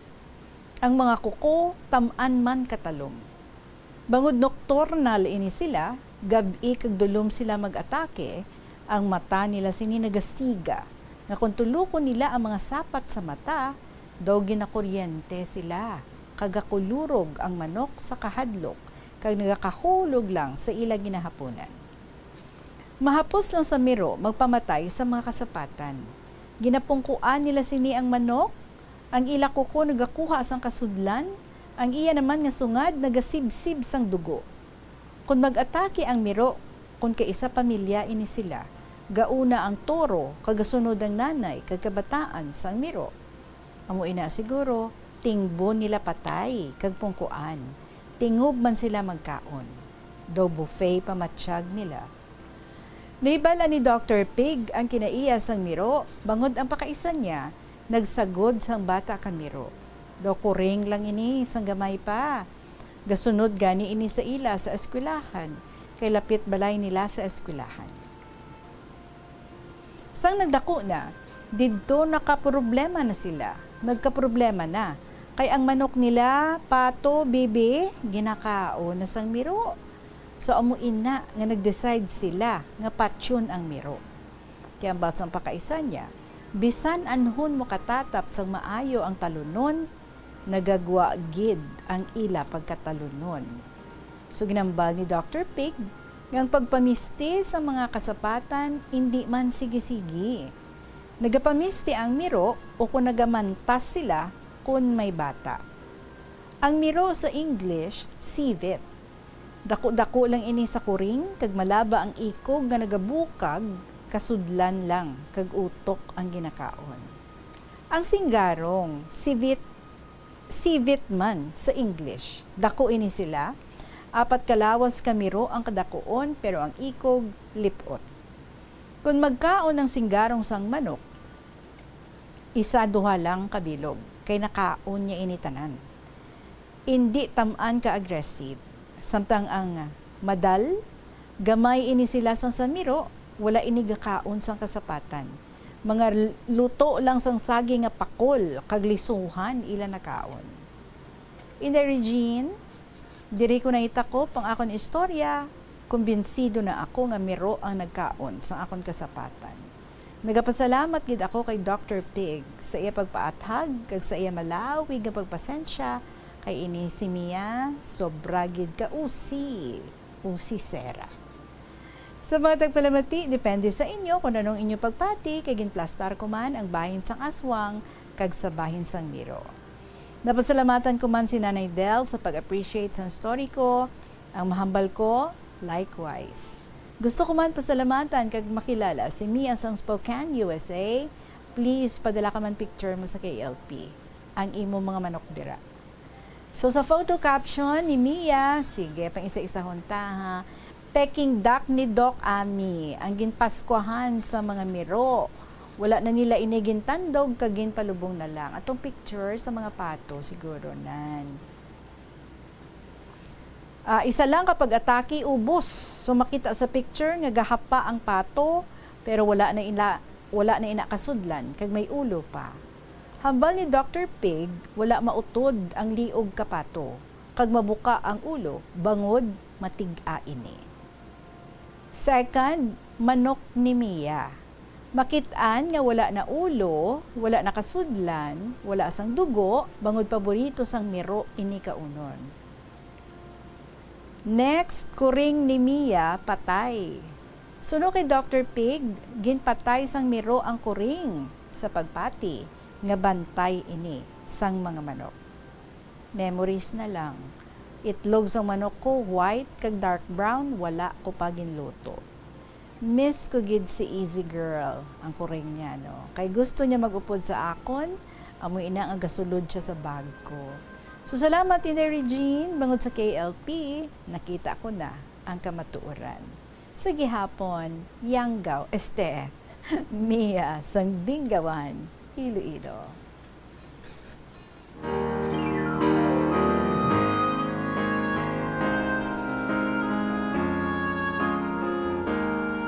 Well, Mia, thank you very much, Gid. So finally, may closure ka na, no? Sa nagtugas ng kasakit sang imong dughan, kay galibog ulo mo sang una, sino ang nagpatay sa imong mga kasapatan? Well, anyway, let's talk about civet, no? Civet cats, actually. Pero hindi sila ya cats, ha? Pakita ta ang picture. Ano yung itsura sa civet? Ara. Na, amo ng miro. May ginahambal ni Mia. So, bale, ang ilagid man sina nga kwan nga mata nagasiga, especially kay mga nocturnal ini sila, no? So commonly called civet cats, civets are not cats, hindi ni sila ya mga kuring. In fact, they are more closely related to mongooses than they are to cats. Wait, tanang nakuha ang picture man sa mongoose, pero do amo-amo man no. So sa Singapore, ang common palm civet, amo ni siyang isa sa mga species ng civet nga makitaan. Civets are commonly known as musang in the Malay language. Tapos, ang mga civets are unusual among feliforms and carnivora in general in that they are omnivores. Omnivores, bisan ano lang siguro ila kauno, no? Or even herbivores. Herbivores di siguro mga plants. So many species primarily eat fruit. So toto nga balimiya kagina, no, saging ni ang ila paborito, ang iban. Ang iba naman nagagamit din sila sa flower nectar bilang major source ng ilang energy. So gasuyop man sila sa mga nectar sang bulak. As human habitats have increased and expanded, so samtang nga nagadamo ang populasyon, ang mga civets, no, amo na ni nag-prey na sila sa mga livestock. Amo ni mga manok, mga pato, nan, and smaller domesticated animals such as muna mga fowls, mga ducks, mga rabbits, and mga cats. That's why Mia nasdalasa pati ang imo nga cats. So that's it, everything about miro or civet. So probably kiti mi atuto, no? Hambal mo may istorya nga tinagsagod gid siya sang miro. So ligin patay na lang nila pero tisli mo nagbata ini, although patay man ang bata. So which means nga nakalabot na gid ya, may ari diri sa aton sa Pilipinas. Kag mga wild ini sila, no? Mga talunon ini sila. Pero kay nagadamo mga pamalay, tapos ang populasyon. So ang ilan na nga nakitaan kay pwede man na sila, no? Nga sa mga buildings gani kuno ara man na gani sila. So amo na ang ilang nga ginapang atake. Kaga-atake lang sila kun gabi. So much for that about civets, miro, kag mga ginpang salakay nga mga manok, mga pabo, kag ang kuring. Salamat gid sa imo Mia, so may closure ka na. 37 minutes after 2 o'clock, magapanumbalik ang KLP pagkatapos lang sa pinaka-importante ng mga pahipalo. Ang cabbage o kon repolyo masaming nga panakot sa aton mga linuto. Suno kay Vanessa Voltolina. Ang cabbage isa ka excellent source ng vitamin C nga importante para sa pag-maintain sang strong immune system. Ang glutamine isa ka amino acid sa cabbage, isa ka makusog nga anti-inflammatory agent nga nagabulig sa pagbuhin sang joint pain, arthritis kag allergies. Ang cabbage naga-contain sang vitamin K kag antioxidant nga anthocyanin nga naga-boost sang mental function kag concentration. Hindi pagpakanabua ang piso-piso mo nga natipon. Bisan madugay magdamo, iniamo ang mahimo nga emergency fund sa tion nga tuman mo na kakinahanglanon ng kwarta. Abi mo, amo man ini ang makabulig sa imo nga hindi na pag-imutang ang imo kaugalingon sa risgo, kaangay sang pagpangutang nga may dako nga interest o kung pagpamroblema bangod hindi on time ang bayad sa imo nga bills. Ang imo man nga savings ang makapaligon sa imo nga saving security sa tion nga abi halimbawa madulahan ikaw sang obra. Ini nga pahanumdom ang ginadulong sa imo sang the number 1 and most trusted radio network in the country, Bombo Radio Philippines. Basta Radio Bombo! Yari ang mga tips nga dapat mo tandaan agud nga mangin safe and healthy ang pagkaon sa imo nga pamilya. Dapat nga tabunan mo gid pirmi ang mga pagkaon nga yara sa lamesa o kung ara sa imo kusina agud malikawan nga kadtuan ini sa mga insekto nga mahimo magresulta sa microbiological contamination. Gilayon nga ihabuoy ang mga napanos na nga mga pagkaon o kung ang ginasuspetsahan mo nga malapit na lang mapanos nga pagkaon. Ang pag-reheat o kung pag-recook sa sining mga pagkaon ang hindi makabulig. Gina-advise man ang paggamit gid sang serving spoons agud nga malikawan ang cross-contamination sa mga tawo nga nag-share sa mga pagkaon. Pagi sa paggamit sang serving spoon, ang sino man nga miyembro sang pamilya nga nagkakuha sang porsyon sang pagkaon ang makalikaw nga makakontaminate sang pagkaon, ilabi na kung mayara sang miyembro nga nagamasakit. Ini nga pahanumdom ang ginadulong sa imo sang the number 1 and most trusted radio network in the country, Bombo Radio Philippines. Basta Radio Bombo! Ang kasubo kag depresyon ang hindi pareho nga balatyagon. Ang depresyon ang hindi gulpiyada lang nga nagakatabo sa isa ka tawo. Masami man nga ginakabig sa mga tawo nga depressed ini bangod sa kasubo nga nagakabatyagan. Ang kasubo, temporaryo lang nga nagakabatyagan sang tawo kag masami nagadugay sang pilalang kaadlaw. Samtang, makabig naman nga nag-experience ikaw sang depresyon kung masobre na sa 3 ka bulan nga nagabatyag ikaw sang kasubo. Importante nga mahibaluan ang mga naga-trigger sa nga mga balatyagon, agud nga mahibaluan kung paano ini nga bulngon. Yari ang mga importante kag praktikal nga mga pamaagi agud makakinot sang tubig. Sa kusina, magamit sang yahong o kon labador sa paghugas sang mga ulutanon o kon prutas. Magdesignar sang baso o kon water bottle agud gamiton sa bilog nga adlaw agud indi magsigi panghugas sini kada matapos ang pag-inom. Kung aksidente nga may nahulog nga ice o kon yelo, indi ini pag-ihaboy. Sa baylo, ibutang ini sa mga masitera sang tanom. Kung may bilin man nga yelo o kung tubig sa baso nga ginimnan, tipunon ana ini sa balde agud ibunyag sa mga tanom antes hugasan. Si Anay Supreme Court Associate Justice Florence Dolendo Regalado sang Concepcion, Iloilo ang naghimo sang maragtas sa kasaysayan sang board exams sa Pilipinas. Siya ang nakakuha sang pinakamataas nga marka nga 96.7% sa Philippine Bar Examinations nga wala pa nalapawan tubtob subong. Nahimo niya inisad tong 1954 bar examinations. Natapos niya ang Associate Degree in Arts sang 1949 sa Far Eastern University kag abugas siya sa San Beda College of Law bilang cum laude sang 1954. Nagtuon man siya sang Master of Law sa University of Michigan nga natapos niya sang 1963 bilang isa ka Dewitt Scholar. Magluwas nga nangintanyag nga propesor sa sulod sang 30 anyos, nakilala man sa regalado nga eksperto sa patag sang criminal law. Yari ang mga simple nga paagi agon makakinot sang tubig. Kaayuha ang mga taga sa tubo ukon hose. Hindi tanan nga taga sa mahapos kagilayon nga makita tungod ang mga tubo ukon hose ang nakalubong sa duta ukon semento nga bahin sang balay. Kung magsigi ang mga tagas nga ini, mahimo nga magalabot sa 10,000 ka litro sang tubig ang mausik sa isa ka tuig. Maggamit sang leak detection tool ukon magkonsulta sa mga eksperto kung may pagpangduwa-duwa nga may tagas sa mga tubo sang tubig agod ini gilayon nga makaayo. Nagaproblema kagid bala kung paano makasupod sang kwarta bangod sa wala tuong nga galastuhan. Better management ang kinahanglan dira. Isa ka tip abang spending awareness. Magamit sang money management app o kung pwede man nga malista mo agud nga ma-track o kung masundan mo ang imo gasto sa nagkalain-lain nga kategorya. Diri mo mahibaluan kung pila ang imo gasto sa hindi manggid kinahanglanon kaangay sang pagkaon sagwa, entertainment kag bisan ang adlaw-adlaw mo nga pagpangape-kape sagwa nga tuman ka gasto. Kung maedukar mo na ang imo kaugalingon sa sini nga mga andan mo, sigurado nga makahimo ikaw sang plano kung paano ikaw maka-improve. Ini nga pahanumdom ang ginadulong sa imo sang the #1 and most trusted radio network in the country, Bombo Radio Philippines. Basta Radio Bombo! Sa patatas, masami ginahaboy na lang nato ng panit. Suno kay Dr. Cynthia Sass, isa ka nutritionist. Ang panit sang patatas na makabulig sa increased potassium intake. Ang potato skins nagaprovide man sang source sang iron nga isa ka essential mineral nga ang primary function nagalakip sang pagsuporta sang red blood cell function. Ini nga cells nagakontain sang dako nga amount sang hemoglobin. Ang protein nga nagabind sa oxygen halin sa ginahaklo ang hangin kag ginadala ang oxygen sa bilog nga lawas. Hindi lamang sa genes o kung tugas ang katigulangon ang rason sang hair loss o kung pagkaunot sang buhok.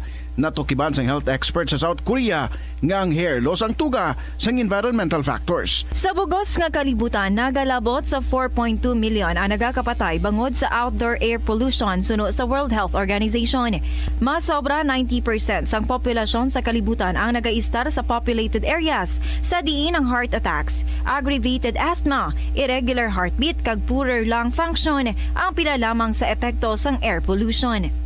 Ang tambo o kung bamboo shoots manggaranon sa dietary fiber, low in calories kag power-packed sa essential nutrients. Suno sa pagtuon sang comprehensive reviews in food science and food safety, ang phytosterols kag phytonutrients sa tambo ang ideal sa pagtunaw sang harmful LDL cholesterol sa lawas. Ang antioxidants sa tambo ang essential man sa pagpabaskog sa sulod kag sagwa sang lawas. Suno naman sa pagpanalawsaw sang Journal of Ethnopharmacology, ang bamboo shoots mayara sang anti-inflammatory kag analgesic o kung killing properties. Paano bala magpain sang basura sa panimalay? Magpreparar sang separado nga suludlan para sa wet kag dry kitchen waste. Magpreparar sang duha ka mga suludlan para sa dry waste sa bilog nga balay, isa sa plastic kag isa sa papel. Ibutang sa isa ka suludlan ang mga bagay nga pwede pa magamit liwat ukon mabaligya kag ihaboy naman sa gwa sang puluyan pakadto sa basurahan ang mga wet wastes. Makakinot kag makakwarta ka na, makabulig ka patipig kag sa katinlo sang imo palibot. Hindi ako ne. Kada 39 segundo, may isa ka tawo nga nagakabiktima bangod sa paggamit sang computer. 8 ka milyon sa kada tuig ang ginaatake sang hacker. Likawan ang mangin isa sa biktima, mangin mahinalungon sa mga ginapanghatag nga impormasyon, protektahan ang kaugalingon, paggamit sang internet pasangkaron. Ini nga pahanumdom ang ginadulong sa imo sang the #1 and most trusted radio network in the country, Bombo Radio Philippines. Basta Radio Bombo! Sa pagbugtaw mo sa aga, cold baladayon nga tubig ang imo ginainom? Ay, dali lang, wait a minute, para sa ininit. Suno kay Dr. Deborah Weatherspoon, isa ka advanced practice nurse, mas maayo nga mag-inom sang alabaab nga tubig sa aga. Paathag ni Weatherspoon, iniya nagabulig sa lawas nga magpagwa sang toxins kag naga-improve sang imo blood circulation. Sa mga babayi, ang pag-inom sang alabaab nga tubig ay nagabulig man kung ikaw nagasuprer sang period cramps. Kung sa dalan importante ang speed bumps, amo man ina sa imo galastuhan. Butang kasang slow down nga barriers para mahagan-hagan ang imo galastuhan. Lakip sa sini amo ang pagkakasi ng payment information halin sa shopping apps o kon mobile devices, paghimo sang barriers sa tunga sang shopping cart kag check out.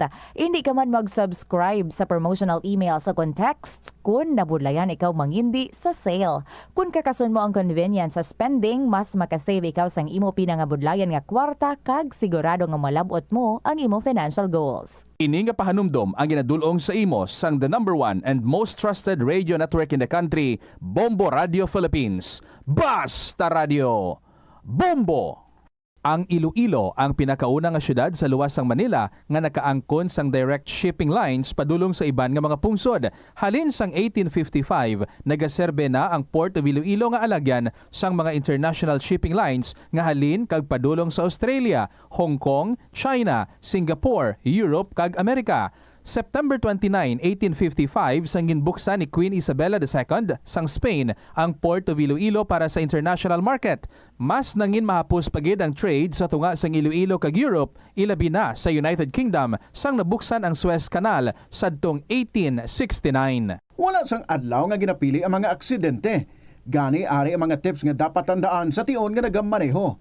Una, regular nga i-check ang kondisyon sa salakyan, lakip diri ang tire pressure, bastante nga oil kag brake fluid, kag ang side mirror ang dapat nga yara sa insakto nga anggulo.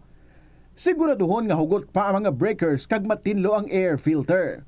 Ikaduha, mag-seatbelt apisar malapit lang ang kaduan. Ikatatlo, mag-signal sa tion nga nagaliko. I-on ang signal light kung ikaw ang yara sa ginabanta 300 katapaka halin sa imo likuan. Ini nga pahanumdom ang ginadulong sa imo sang the number 1 and most trusted radio network in the country, Bombo Radio Philippines. Basta Radio Bombo!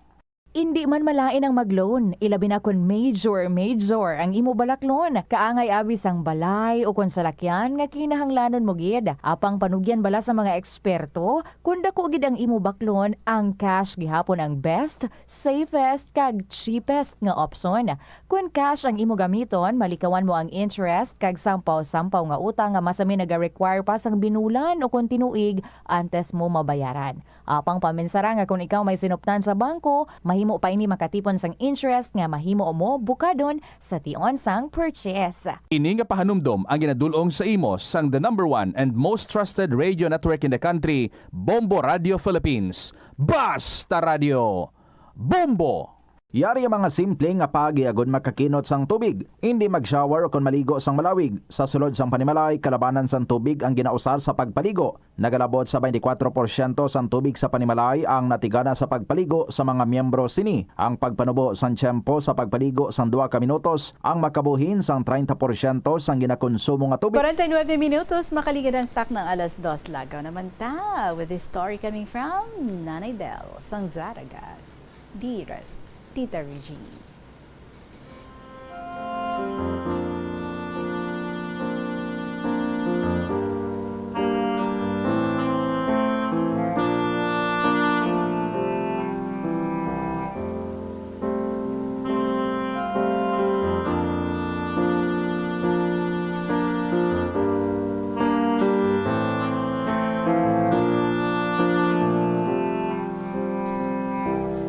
All Bombo staff, dedicated contributors, avid listeners, a happy day to all. My story, aninang to ihada C and ihado T sa ilang wedding day, 1996. In the Reg year, 1996, ang akong anak nga si Tata was just 2 years pa lang dito sa Hong Kong. Kadamo siya sa mga Filipina friends, kag isa sini sa ila ang mo si C from Altavas, Calibo. So being close to each other, may handom si C nga maninayon ako kung magpakasal siya someday. So in the Reg, speaking of C, she's a very nice lady. Polite, good-natured, pretty, and lovable. Siya kagaya nga mother came for a visit diri sa Zaraga. The first time nga nakita ay kami, we already understand each other. So nagtiner sila for half a day and after lunch, nagpreparar ni sila nga magpauli sa Altavas. Pila ka bulan na nagligad, nagbalik siya sa Hong Kong. Kag nagpreparar para sa iyang kasal, sa iyang boyfriend nga si T, isa ka gwapuhon, kag very gentleman. What a perfect match. One day, si C kag si T, ginbisitahan nila kami diri sa Zaraga. Kag in-invite nila ako, si Nanay Del, nga mangin maninay or ninang sa ilang wedding. So, inday ginahanda akong tanan nga kinahanglanon para sa mga okasyon. On June 1996, very early morning, naghalin kami sa Zaraga. Si Inday Marjo, ako, kag ang driver, we rode on a borrowed car. We were all first-timers to travel. We only have a road map or sketch to follow along our way. Pero gapasalamat gid ako nga nakalabot man kami sa amon nga destinasyon. So sa amon na nga paglabot didto sa Altavas proper, umpisa na kami mangkot-mangkot sang balay sang akon nga ihada nga si C kag sang ihado ko nga si T. Iloilo enters Kalibo. So it took us 15 minutes and found the residence. Wow! A beautiful and a modern house. Gin-welcome kami sang mainit, tapos ginpapamahawan, kag dasig-dasig kami no nga nag-dress up. Samtang ang bride kag ang groom almost ready na for the big occasion. So at exactly 8, nagring ang bell, so loud that it could be heard in a far, far distance. Ang wedding entourage was meticulously arranged. Si Nanay Del, kay magamay kag putot, ginbutang sa number 1 gid sa linya sa mga ninangs. Inday 15 kaninangs and 15 kaninongs. Nabuta ang Altavas Church sa whole wedding entourage. Very, very colorful ang altar and the church as a whole. So after sa seremonyas, nagalanog sa simbahan ng greetings, best wishes, congratulations, best wishes, congratulations. Bongga ang kasal. Kalawig sang misa. Pictorials, pictorials, pictorials. Tapos sa church, almost 3 hours to finish, and we proceeded to the reception hall. In the red, it's one of a kind. I call it the wedding of the year. After eating, oops, ano to man, almost ninang and ninongs had a number. Kasadyagid mo, kinagrinula na sila, quiet, iya si Ninang Del. Ever ready, in my mind, a good preparation is already a victory. In the reg, no? Correct na eh. So when my turn comes, basahan ko sila. Doon nag-declaim lang I'm the oldest in the team and received the biggest applause. Aba, nagmarites sila. Ano mo papierde kung taga Iloilo? We enjoyed to the fullest in the reg. I gained many friends, especially may mga comrades. So thanks. It's almost 3:30 p.m. to depart. Time to depart. About these people, no? May take home na naman kami. So we bid goodbye to our ever kind and loving ihado kag ihada kag ang mga parents nila. You can never be forgotten in our hearts and memories. God bless. So ang car moved slowly towards Iloilo. Nasubuan ako. Inday a year later nag-inquire ako kay tata kung sa diin na ini sila. So ginpahibalo ako ni tata nga ti ato na sila nakabase na sa Canada. So time pressed gid sila. Even kay tata, do wala na gani. Mga palangga ako, C and T, there will come a time that we will meet each other again. I missed you so. May the good Lord grant you good health and happy hearts. God bless. Advance Merry Christmas to all. Your ever-loving Ninang Inday or Ninang Del. Your ever-loving Ninang Del. Kag Inday Reg, thank you very much for reading. God bless. May God bless you and family. Love forever. Nanay Del sang Zaraga. Piling ko si Nanay Del niya ang manog 90, no? Nanay Del. 80 plus na ni si Nanay Del mo, pero more sa gihapon ang lagaw-lagaw. Ay, enjoying life, o, diba? Tapos kadamo sa mga lugar nga nalabutan. So, gina-recall ang mga kahapon nga gina-enjoy gid, no? Gina-enjoy gid so much. That's why I share diri sa KLP. So, thank you so much gid sa imo. Nanay Del Sang Zaraga, nga palalagaw. Kay ginadala mo man kami sa imo nga lagaw. Sa inyo mga istorya dira mga kabombo, feel free nga mag-email sa inyo mga story sa bombo_iloilo@bomboradio.info. Pwede man isulat sa gihapon and then ipadala sa kahapon lamang program DWFM, Bombo Radio Iloilo, Sky City Tower, Mapa Street, Iloilo City. Sa kay AJ Sanggimara, sa AJ buwas na ha. So see you here sa Bombo tomorrow. Kamu dira mga kabombo, makita ay kita buwas liwat, no? Kag upda naton si AJ sa aton niya pag-interview sa iya diri. Buwas bilang aton niya winner, and of course, bantay gid kamo sino naman ang aton niya announce nga bago nga winner for this week. Nagahulat na si Tuyang Ermitanya, ang Provincial Jail kag ang Dear Diary nga mga dramas. Balikay kita buwas, maraming salamat sa inyo tanan sa gihapon ininyo alagad si Tita Regine para sa kahapon lamang program. Good afternoon and God bless.